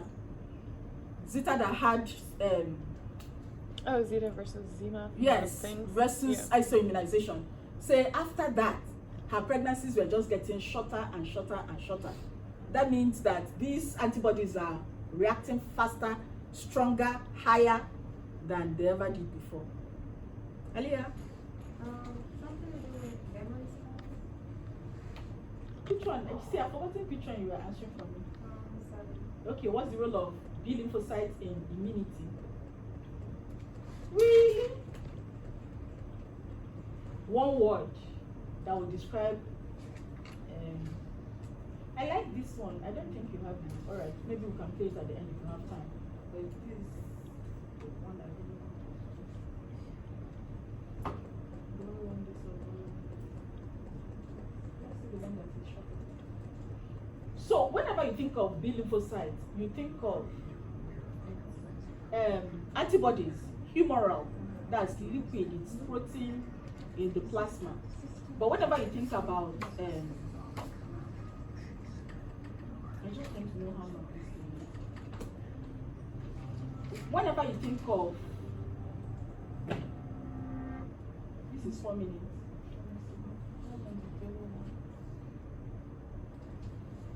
Whenever you think about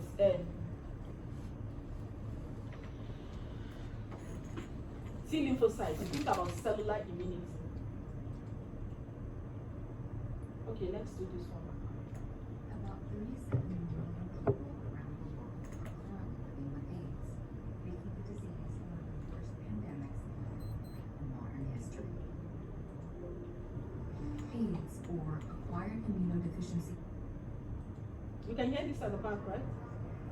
About 37 million people around the world are currently living with AIDS, making the disease one of the worst pandemics in modern history. AIDS, or acquired immunodeficiency syndrome, is a disease in which the human immune system is severely impaired. It's caused by the human immunodeficiency virus, or HIV, and is the last stage of the virus's infection. HIV attacks by entering the bloodstream and attaches to helper T, or CD4 cells. A type of white blood cell, CD4 cells are responsible for fighting infections. First, HIV attaches itself to a CD4 cell and fuses with it. Then, HIV releases its genetic material into the CD4 cell, which combines with the cell's DNA. This allows the virus to produce more HIV proteins inside the cell. The proteins are then packaged and released to attack other CD4 cells.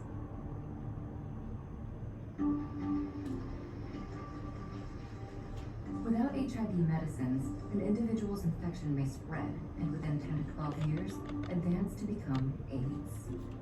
This decreased immunity makes patients with AIDS vulnerable to a number of diseases, including infections, dementia, and cancer. Scientists believe that HIV originated in West Central Africa, where a similar virus was found in chimpanzees and gorillas. Around the turn of the 20th century, the virus was transmitted to humans due to the handling of chimpanzee meat. The virus then spread from the African continent during the mid-1960s through a single carrier, eventually making its way around the world. In 1982, scientists labeled the illness as AIDS, and the following year identified the virus as HIV. Ever since, about 77.3 million people around the world have contracted HIV, with the majority of affected individuals living in countries with very few resources.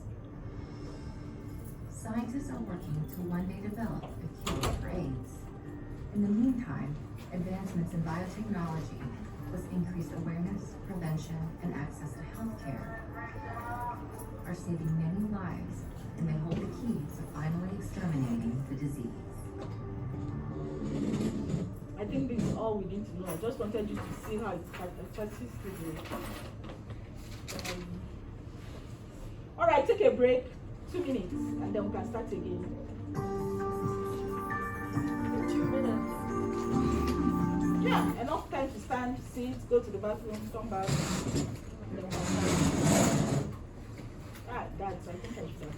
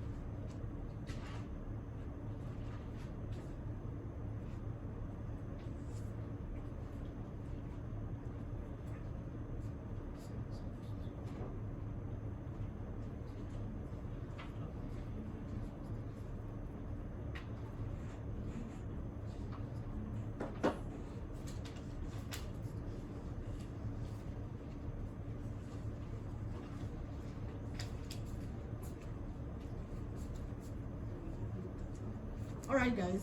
2 minutes up. Not yet. I'm pretty sure 2 minutes up.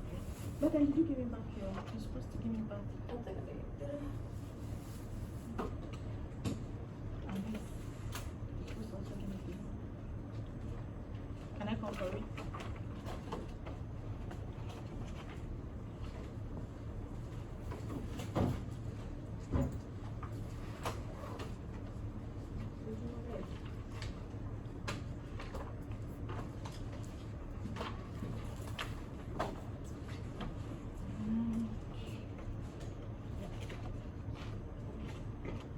You want the test a little bit?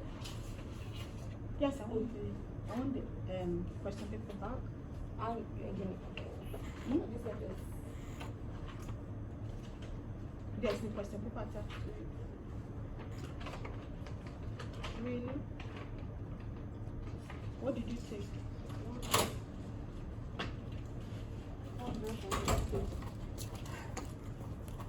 Version 1.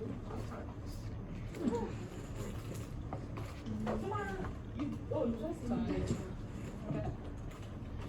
How was last night?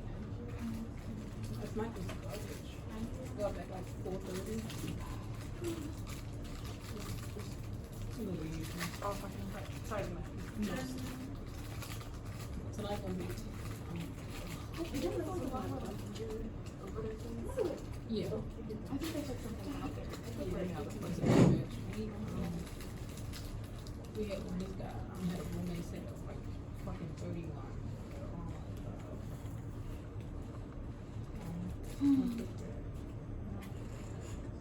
Yeah, I feel like I keep thinking, I'm so good. And it's bad over Yeah, I ain't getting much. Yeah, we had I'm like complicated ones too.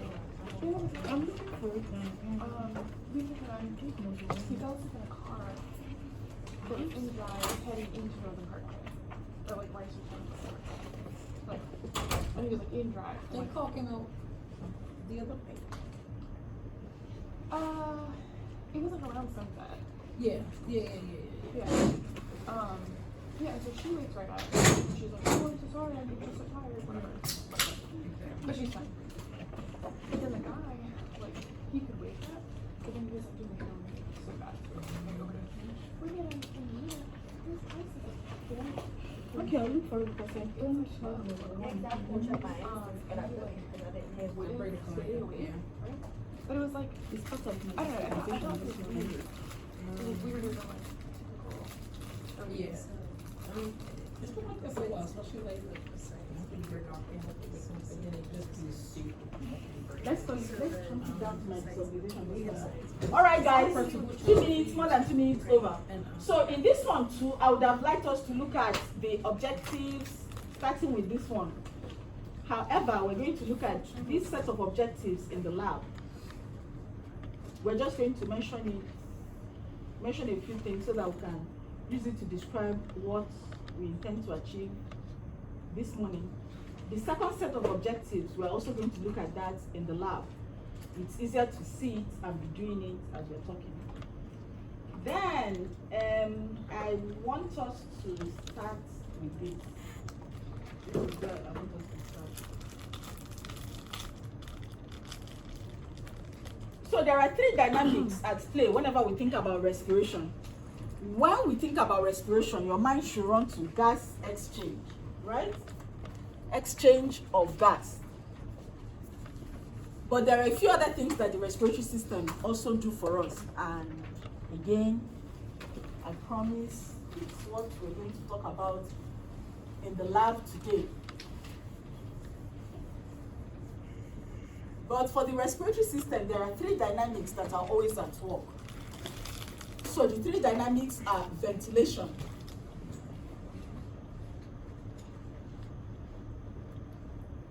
external respiration,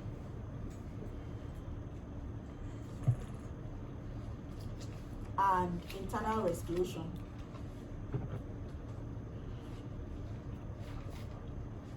If you understand this, you've understood everything. So remember, respiration is gas exchange. In AFP2, in fact, right now you should also note that the bottom line is that things always go from areas of high pressure to areas of low pressure, right? Everything, whether it's fluid or gas, sometimes even solids, semi-solids, go from areas of high pressure to areas of low pressure.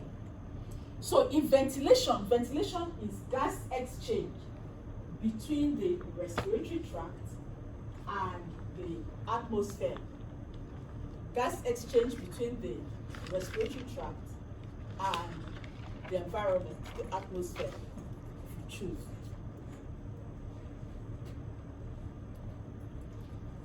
External respiration is gas exchange between the respiratory tract and blood, that's the capillaries. Gas exchange between the respiratory tract and blood. Then internal respiration is gas exchange between blood and the tissues. So you see three dynamics that work together. Sometimes one after the other, but yes, they work together. So if you remember this, I mean, you have got or you have grasped everything I need to tell you about the respiratory system. So there are two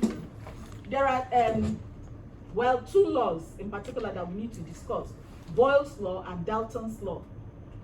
So how about we state the law and then we explain how it works in the respiratory system.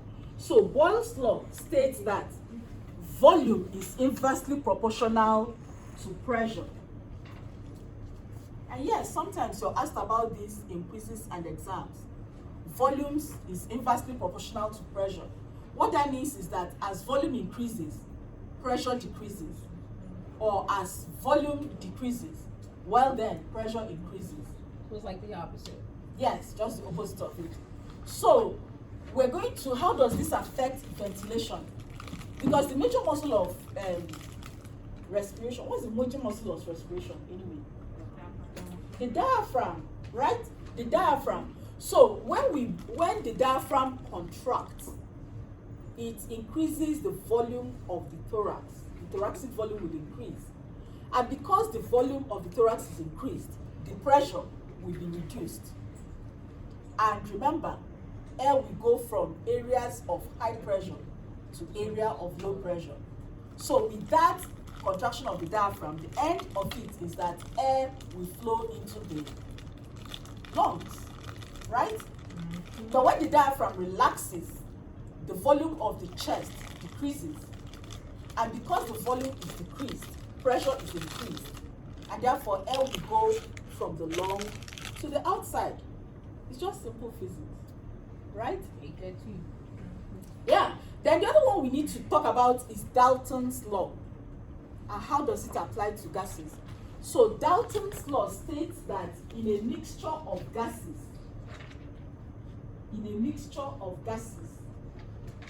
each gas behaves as if it is alone. In a mixture of gases, each gas behaves as if it is alone. What does that mean anyway, and how does it apply to anatomy and physiology? Now, the air that we're breathing is actually a mixture of gases. In fact, the most important component of it is not even oxygen. It's like 72% nitrogen, 25% oxygen, some of it 0.5% carbon dioxide, and water vapor. Now, what this means is that oxygen will not follow the gradient for carbon dioxide, or follow the gradient for nitrogen, or follow the gradient for water vapor. Each gas will follow its own gradient. So when we come, for instance, in the ventilation, when there's more oxygen in the air, then it's going to follow its own pressure gradient. Remember, everything follows its own pressure gradient and flow inside and get inside. But carbon dioxide, being more in the expired air, is likely to, only 0.5 in the inspired air, is likely to go against the gradient that oxygen is going. Does that make sense? Carbon dioxide does not say, for instance, too much oxygen here, I think I'll just go with oxygen. Every gas has to follow its own gradient. And that is how it explains ventilation, internal respiration, and external respiration. Why oxygen keeps going to where there's less oxygen, and carbon dioxide keeps going to where there's less carbon dioxide, because each of them is following their individual gradients. Now, we have mentioned that the major muscle of ventilation is the diaphragm. The major muscle of inhalation, actually my slide says the major muscle of inspiration, and one class pointed out to me that inspiration has another meaning, right? When you say, I am inspired to write this poem, but that is not what we mean. And exhalation or expiration, that one I was taken to task over it too, that expiration means dead or dying or past the due date, right? So the major muscle of exhalation is nothing, because usually exhalation is a passive process. All the diaphragm has to do is just to relax. So whereas inhalation is an active process, and the major muscle of inhalation is diaphragm, the major muscle of exhalation is nothing. It's supposed to be a passive process. However, there are conditions in which we now need the accessory muscles. What's the meaning of accessory again? Extra. It's not the main thing. Very good. It's not the main thing. This is the extra thing. So there are accessory muscles of respiration. And this is what you will now have to write down. That any muscle that increases the volume of the thorax will increase or will support inhalation. Any muscle that increases the volume of the thorax will support inhalation. But any muscle that reduces the volume of the thorax will support exhalation. So ordinarily, remember we said that exhalation should be a passive process. But there are times like obstructive airway disease, like asthma, like maybe a terrible cold or something. Whenever there's obstruction to breathing, you find out that you need more muscle power just to breathe out air. So examples of accessory muscles of inhalation, yes. Can you repeat the second part? You said any muscles that increases the volume of the thoracic will support inhalation. That is correct. And what was the second one? That any muscle that reduces the volume of the thorax will support exhalation. Exhalation, okay. So it's just the opposite. So examples of muscles that would aid inhalation would include the intercostal, external intercostal muscles, because they raise the ribs. Pectoralis minor, the muscles of the neck, like sternocleidomastoid, the scalene muscles. All those muscles, because they raise the rib cage, or somehow, because they increase the volume of the thorax, they also aid inhalation. On the other hand, muscles, internal intercostal, and the muscles of the abdomen aid exhalation.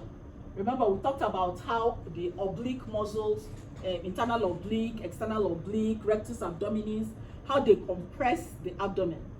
So when they compress the abdomen, they aid exhalation. I think I have a visual on that somewhere. Very nice visual. We'll come to that, I hope. And then finally, we're supposed to compare internal and external respiration. We're coming to that. So, Professor, I don't see this PowerPoint. Yeah. Which one? This. Yeah. What's the name of this PowerPoint? Because it doesn't look like it's a 3A. Respiratory system. No, I don't see the lecture or lab. Really? It's there. I printed it. Okay. It's in content. It's quarantine? Content module 3, yeah. Okay, yes, it's in module 3 content. Okay. Did you find it? Have you found it now? Okay. Okay.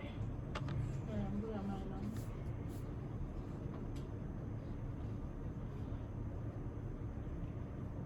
now? And this is the third set of objectives. So I didn't start from objective 1. I promised you we're going to look at it in the lab.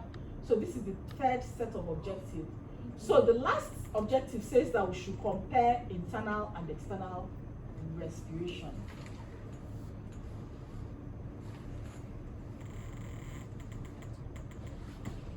Really, there's not a lot to compare, or I'm sure it's something that you can do by yourself. But remember all that are formula for comparison, right? What's the formula for comparison, darling? You haven't said anything today. Are you okay? I get worried when you don't say anything.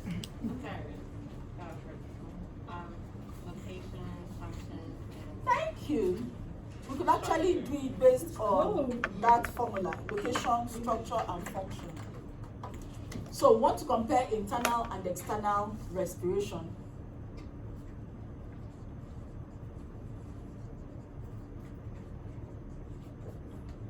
You're written external first, right? But you get the gist.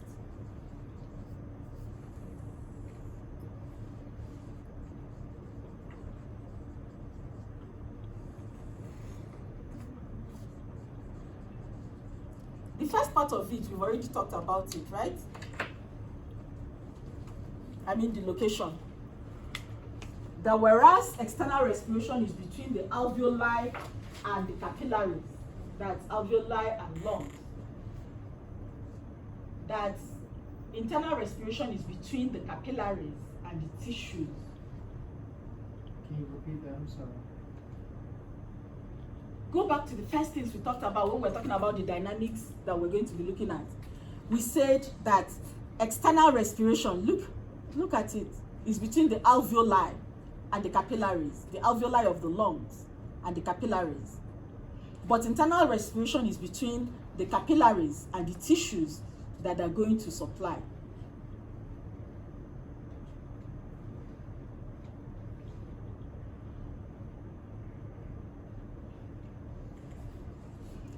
And then in terms of, I mean, that kind of also takes care of structure. But let's remember that at least at the external level, at external respiration, that there is more oxygen in the alveoli than in blood. So oxygen is going to go from the alveoli into the capillaries, while carbon dioxide goes from the capillaries to the alveoli, right? And then when we now come to the internal respiration, here there's more blood, there's more oxygen in blood than in the tissues. The tissues have been doing a lot of metabolism and everything, and they're producing carbon dioxide and heat and water. You remember all of that? We wrote the formula when we were doing muscles, that the product of a breakdown of glucose, which is the major fuel the body needs, will produce carbon dioxide, water, and a lot of ATP. So what happens in the structure this time is that oxygen goes from the blood or from the capillaries into the tissues, while carbon dioxide go from the tissues into the capillaries. Can you repeat that one more time? That in internal respiration, oxygen goes from the blood or from the capillaries into the tissues, while carbon dioxide goes from the tissues into the capillaries. Again, each one following its own concentration gradient. And we said everything is being driven by the pressure. So it will go from area of high pressure to area of low pressure, notwithstanding what other gases are doing.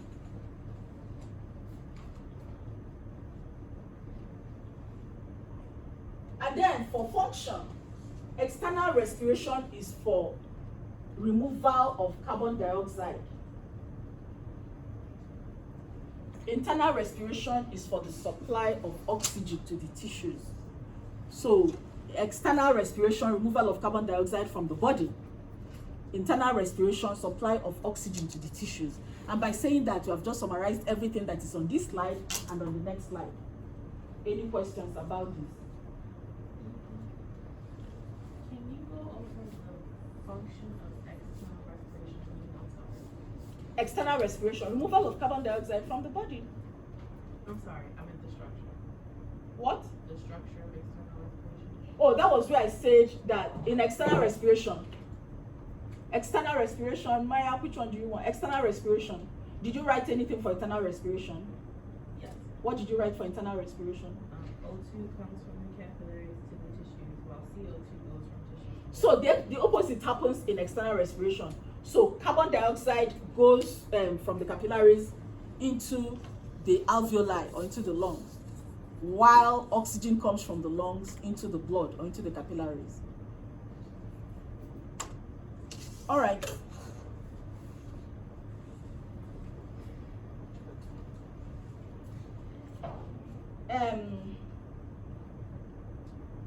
Let's quickly look at these questions and then we'll talk about the next set of objectives and we're done for this morning.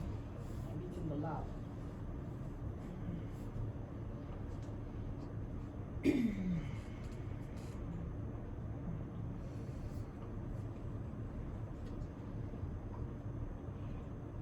What's another name for external respiration? Gas exchange. Just external respiration. What do you think? Is that alveolar gas exchange? Thank you. So external respiration is also alveolar gas exchange. While what is another name for internal respiration? Capillary gas exchange. Tissue gas exchange, right? So here, external respiration, alveolar gas exchange. Here at the internal respiration is tissue gas exchange. It's quite easy. All right, let's look at the next set of slides. Any questions on this? Anything you feel we have not addressed? Tanisha, anything we haven't addressed on this slide? We have talked about everything. Okay, I'm vindicated. Right? Okay. So let's look at this. Here we just want to talk about how oxygen is transported in blood and carbon dioxide transported, and talk about how the respiratory system is regulated. This is very interesting. You remember when we were talking about the structure of heme? You probably do not remember, but it's a good time to remind you. We said that heme is actually a quaternary protein. It's a quaternary protein in that there is a molecule of heme. This is a molecule of heme. Why don't I draw that in red? Since I have the color, right? This is a molecule of heme. And attached to it are these globin molecules. Actually, 2 alpha chains and 2 beta chains of globin. So this is heme. And these are globin molecules. And we said that the red blood cell is just a bag of hemoglobin. It doesn't have any other organelles in it. It's just a bag of hemoglobin. So this is what happens. We have talked about the fact that the major function of erythrocyte is to transport oxygen. So this oxygen is attached to heme. All the oxygen it will contain is attached to heme. In fact, a complete heme molecule should carry about 4 molecules of oxygen. But then, the globin area will carry carbon dioxide, so that heme plus oxygen is equal to oxyhemoglobin.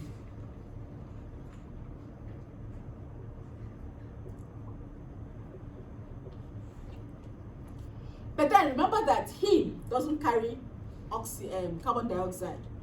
Any other thing can attach to any other site, but heme is reserved just for carrying oxygen. So carbon dioxide, when it's carried by hemoglobin, it's attached to the globin molecules. And carbon dioxide attached to globin molecule becomes carbaminohemoglobin. Carbamino.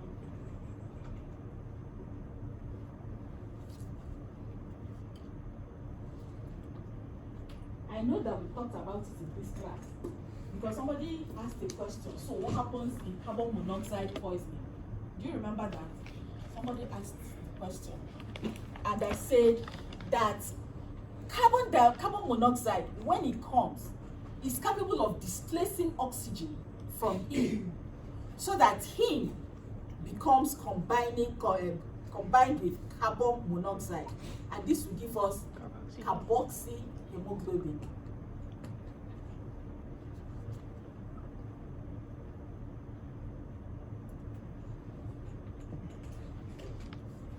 Now that you have this clear in your head, you can now start talking about, so how is oxygen transported in blood? Most oxygen in blood, and I'm talking about like 98.5% or thereabout, is carried attached to hemoglobin. So it's only 1.5% that is dissolved in plasma. So 2 ways that oxygen is carried by blood: 98% attached to hemoglobin, that's as carboxyhemoglobin, while 1.5% is dissolved in blood. Incidentally, is that 1.5% that exerts the effect of oxygen in the tissues. So what happens is that if the carboxyhemoglobin, if the oxyhemoglobin comes to a tissue that needs oxygen, the oxygen will immediately use that 1.5%, and the oxyhemoglobin will be forced to dissociate, giving birth to oxygen and the heme. So as the oxygen is being released, it's being taken up by the tissues and being used up. By the time it now reaches venous blood, there is now low oxygen. But even if it's still 0.4% oxygen that is there, 98% of it will be attached to hemoglobin, and 1.5% still be carried as dissolved oxygen. Any questions about this? Should I summarize it again? Yeah. In summary, oxygen is carried in 2 ways in the blood. 98.5%, that means like almost everything is carried as attached to hemoglobin, and this is oxyhemoglobin. But 1.5% of it that is not attached to hemoglobin, that is what exerts the partial pressure of oxygen. It's carried as dissolved gas. And when there's tissue need for oxygen, the oxyhemoglobin keeps dissociating to allow free oxygen to go to the tissues. Carbon dioxide, on the other hand, yes. So what keeps like the oxygen in the blood from like immediately like attaching to the heme molecule once it off gases the oxygen to the tissues? So homeostasis is that there will always be 1.5% oxygen floating in blood, right? So if you, for instance, I am peddling carrots, right? I have a lot of carrots, and I come to Darlene and she said, I don't like carrots. What do? I keep my carrots and move on, right? I come to Selena say, yeah, I like carrots. Actually, I won't take, I'd like about 5. What do? I give you 5 and I keep moving, right? I come to Eric. Eric hates carrot, but Again, remember Eric doesn't, because he hates carrots, he hasn't kept any carrots, so he has no carrot to give me. But since he won't take any carrots, well, I still have my carrot full of, my cart full of carrots, and you keep moving, right? So there's always that amount of carrots in my cart. It depends on who needs it. Except if there's a poisoning that happens, like carbon monoxide, and people will be starved of carrots because I have nothing to give. Does that answer your question? No. Not really. No. Okay, ask the question again, maybe if I get it another way.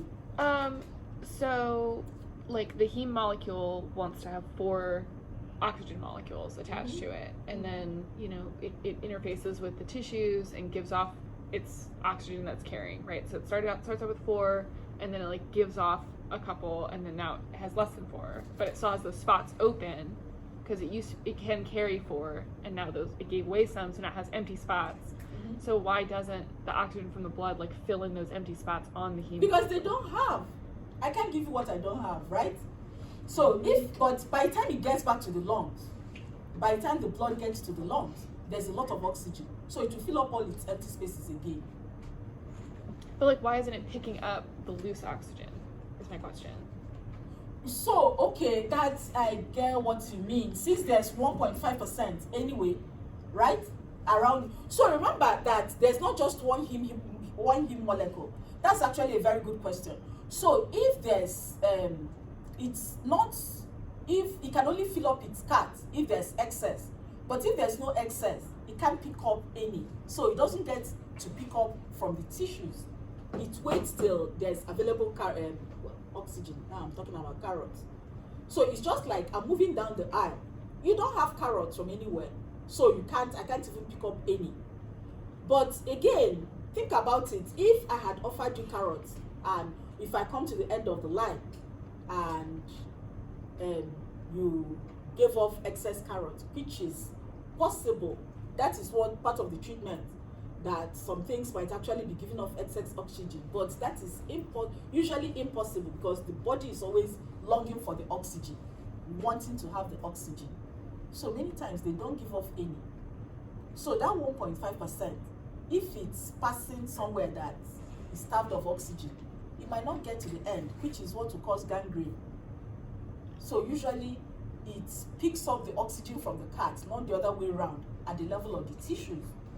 But because the pressure is higher, partial pressure of oxygen is higher at the level of the lungs, that is when carbon monoxide and hemoglobin can now fill up its spaces. So like it takes kind of like pressure to attach the oxygen to the heme molecule? Yes. So okay, Dalton's law also talks about the pressure. So it takes there's going to be pressure, but there's more. Like if you were in AIP2 now, I think in your class too, there's a oxygen dissociation curve. I need to show you that. There's the oxygen dissociation curve. So the oxygen, what it means, the dissociation curve is that hemoglobin lets go of its oxygen when there's need for it. And what is it that will cause that kind of need? So things like high temperature, exercise, metabolic activity, byproducts of metabolism. So those are the things that will cause oxygen demand. Hey, we need more oxygen here, we need more oxygen here. So as far as there's a need for oxygen, the dissociation curve heads in this direction. But if there's no need for the oxygen, the dissociation curve heads in the opposite direction. So that's the case you might be talking about. So the hemoglobin, the oxygen will remain attached to the hemoglobin. It doesn't let go. And there's a clinical application of this. The clinical application is, have you heard about people that were put in hypothermic comas to help them recover? So that slows down metabolism, and oxygen reaches here, and there's no need for it. So the hemoglobin just carries it on. So it depends on the partial pressure. So the amount of oxygen within the blood is what will drive hemoglobin, carboxyhemoglobin, to either give up its hemoglobin or to keep it. It doesn't pick it up from the tissues. It waits till it gets to the lungs. Yes, Jason? So this dissociation, that's when oxyhemoglobin loses oxygen and turns to. So dissociation is when hemoglobin. So this goes in the opposite direction. When oxyhemoglobin lets go of the oxygen it's carrying, that is the dissociation curve. Oxygen dissociation, when oxyhemoglobin lets go of the oxygen that is carrying, so that it's only him that is remaining. So carbon dioxide doesn't dissociate? So carbon dioxide, remember, it's not carried as it's carried as carbaminohemoglobin. So it's going to dissociate. We haven't started talking about how is carbon dioxide carried in the blood. So let's talk about how the three ways that carbon dioxide is carried in the blood. So we say that for oxygen there are 2 ways, but for carbon dioxide there are actually 3 ways. So the 3 ways that carbon dioxide is transported in the blood, about 7% of it will be as the dissolved gas.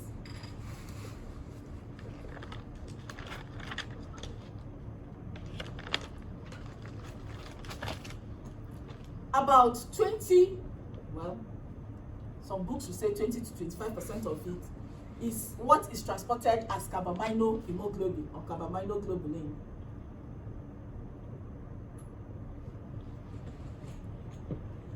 Now, about 70% or over 70% is usually transported as carbonic, well, bicarbonate ion. I think that is a bicarbonate ion. Where does this come from, the bicarbonate ion? What happens is that the oxygen that had been, carbon dioxide that is released by the tissues will immediately combine with water. Carbon dioxide plus water is going to give you carbonic acid.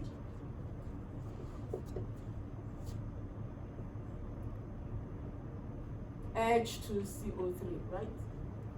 Now, yeah. So this carbonic acid is what makes the blood acidic. Happily for us, this is what is used to maintain the buffer system, the acidity of the body. Make sure it's not too acidic or too alkaline. But the truth is that it dissociates immediately to bicarbonate ion, HCO3 plus hydrogen ion, right? So that is why it causes the acidity. Remember that pH is the negative log of hydrogen ion concentration. So look at that.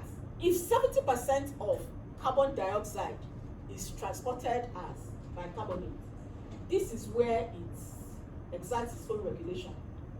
So when it gets at the tissue level, it's mostly as bicarbonate. And this will cause, again, in A and B2, we talk about the chloride shift, etc., just to maintain homeostasis until the red cell gets to the lung tissue.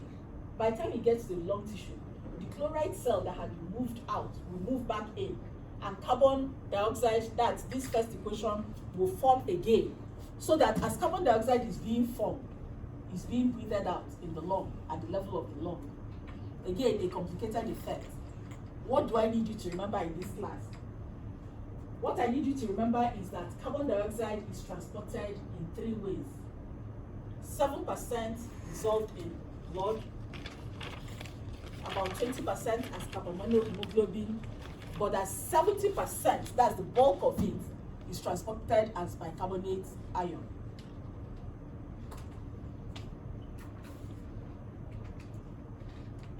For this class, we don't go into details about chloride shift and Haldane effect, but that is also another way, that's a way of making sure that by the time we get to the level of the alveoli, carbon dioxide has the higher pressure and therefore is being breathed out.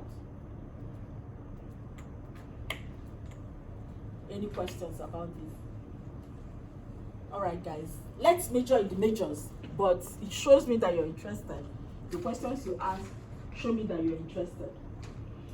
All right, finally, the other thing we should now talk about is the regulation of respiration. Right? Oh, this next slide talks about carbon monoxide poisoning. I hope you take a look at it by yourself. And Where is my regulation?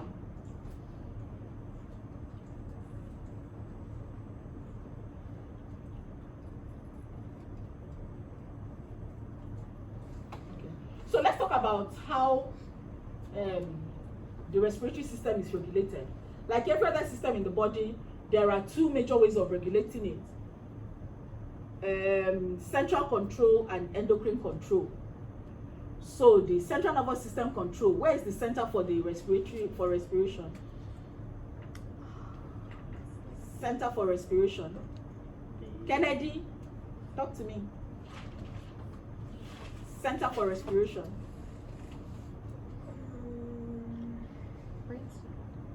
Where? The medulla oblongata. You remember we talked about that? That the center for control of respiration is the medulla oblongata. So there are chemoreceptors that we'll talk about. Is the body too acidic? Is there low oxygen? Is there high carbon dioxide? And it will now cause the person to start breathing faster, breathing slower, or holding the breath. We're going to mention this again in acid-base balance. But for you, I need you to remember that the center for the control of respiration is in the medulla oblongata. The pons controls respiratory rhythm. Then how is it controlled by hormonal? So this has a lot to do with acid-base balance as well. And therefore, this is related to hormones like aldosterone, hormones like thyroxine somewhere, and other needs of the body. All right, any questions so far? Can you repeat the last part with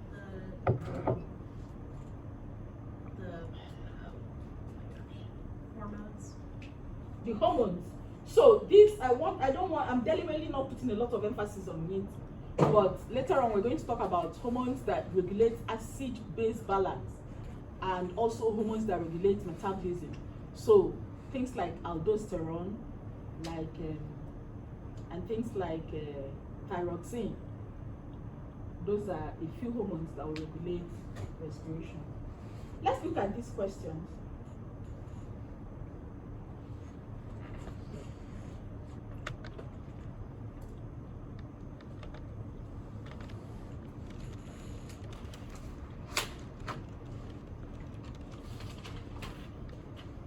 Is there anything that sounds foreign?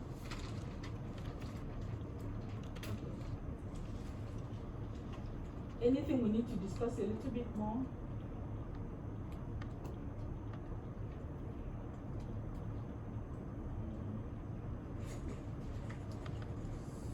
So this, the first part, or the first set of objectives and the second set of objectives, I believe we're going to cover in the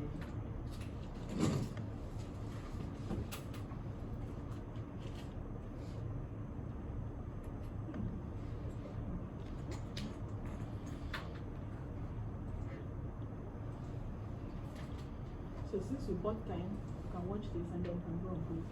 2008, something incredible happened. A man was cured of HIV. In over 70 million HIV cases, that was a first, and so far a last. We don't yet understand exactly how he was cured. We can cure people of various diseases, such as malaria and hepatitis C, so why can't we cure HIV? Well, first, let's examine how HIV infects people and progresses into AIDS. HIV spreads through exchanges of bodily fluids. Unprotected sex and contaminated needles are the leading cause of transmission. It fortunately cannot spread through air, water, or casual contact. Individuals of any age, sexual orientation, gender, and race can contract HIV. Once inside the body, HIV infects cells that are part of the immune system. It particularly targets helper T cells, which help defend the body against bacterial and fungal infections. HIV is a retrovirus, which means it can write its genetic code into the genome of infected cells, co-opting them into making more copies of itself. During the first stage of HIV infection, the virus replicates within helper T cells, destroying many of them in the process. During this stage, patients often experience flu-like symptoms, but are typically not yet in mortal danger. However, for a period ranging from a few months to several years, during which time the patient may look and feel completely healthy, the virus continues to replicate and destroy T cells. When T cell counts drop too low, patients are in serious danger of contracting deadly infections that healthy immune systems can normally handle. This stage of HIV infection is known as AIDS. The good news is, there are drugs that are highly effective at managing levels of HIV and preventing T cell counts from getting low enough for the disease to progress to AIDS. With antiretroviral therapy, most HIV-positive people can expect to live long and healthy lives and are much less likely to infect others. However, there are two major catches. One is that HIV-positive patients must keep taking their drugs for the rest of their lives. Without them, the virus can make a deadly comeback. So, how do these drugs work? The most commonly prescribed ones prevent the viral genome from being copied and incorporated into a host cell's DNA.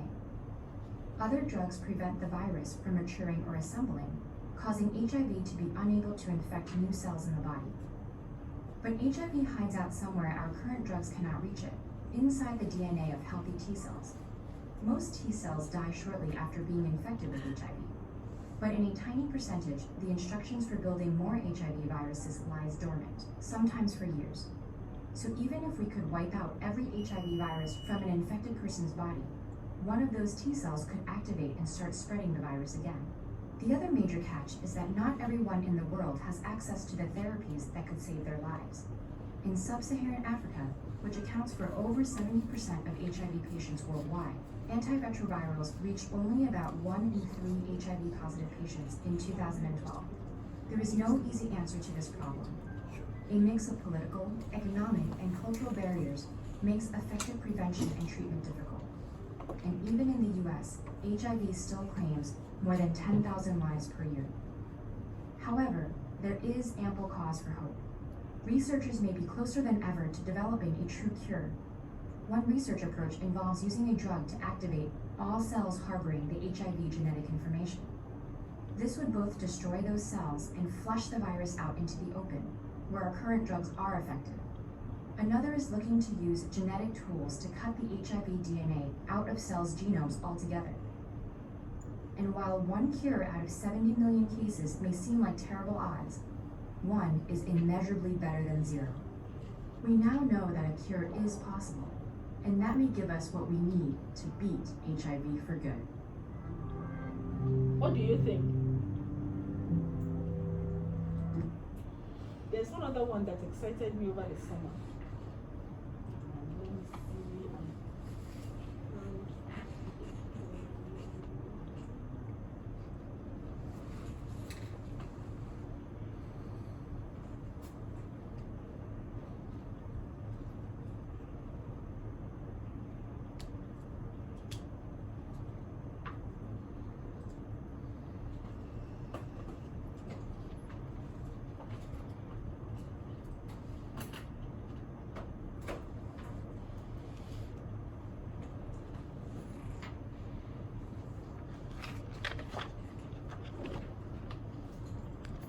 Hey NPR, All Songs Considered brings you the week's best new music discoveries, including conversations with emerging artists, icons, and more.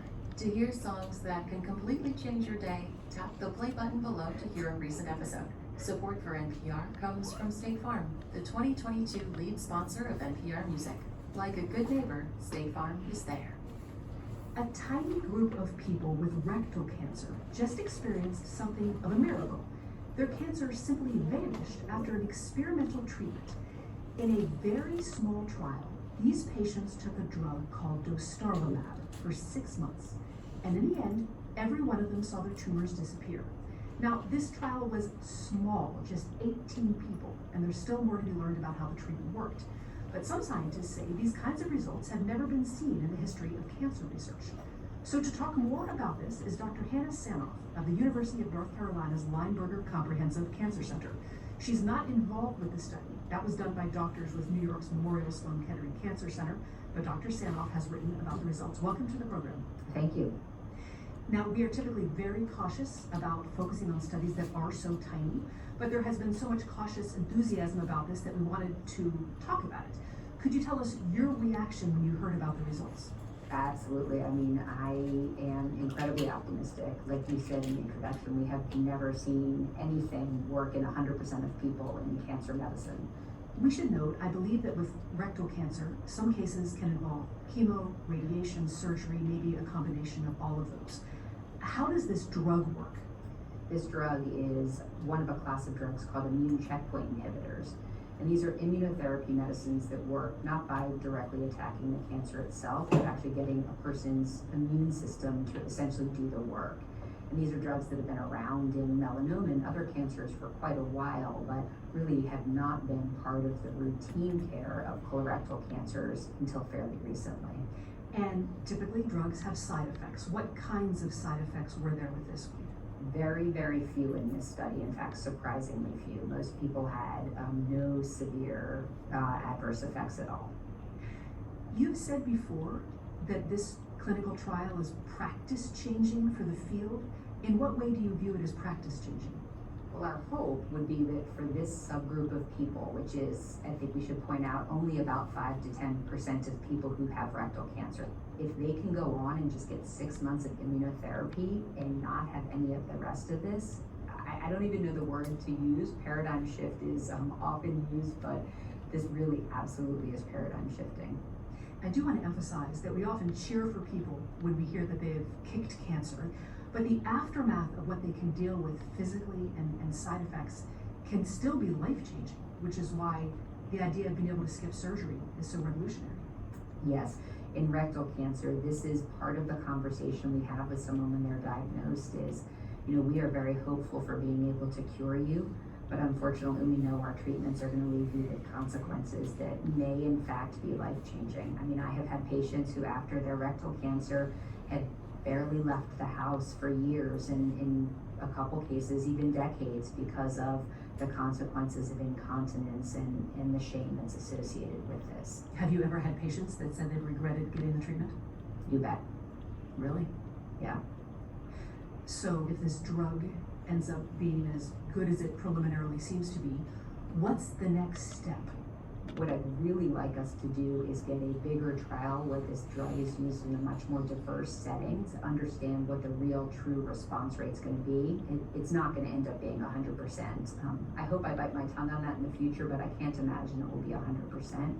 And so when we see what the true response rate is, that's when I think we can really do this all the time. That's Doc. So what excited me about this, I want to rouse your own curiosity. This when I was a student, that was when we started looking at experimental using antibodies. Our body will produce antibodies against what is foreign, what is bad for it. So part of what they thought of was, somebody has a cancer, you get some of the cancer, incubate it with the cells, with your body cells, your immune cells, to recognize that this is bad for the body, energize those cells, and then transfuse them back into the body, so that wherever they see these cancer cells, they will attack, they will destroy, which is pretty much what happened in the HIV case, right? So these ones are abnormal, attack, expose, kill, destroy. But in those days, it was also experimental. In fact, it was still in the hypothetical stage. Until this summer, suddenly this news came up that they tried these medications, they tried this method, because they're not medications as such. You know what he said, what are the side effects? There's this medical joke that the medication itself has no side effects, but the cost will cause dizziness and fainting. That means the cost is so expensive that if you hear about it, you'll probably get dizzy and faint. But can you imagine if you can run with this? That would be the end of cancer, right?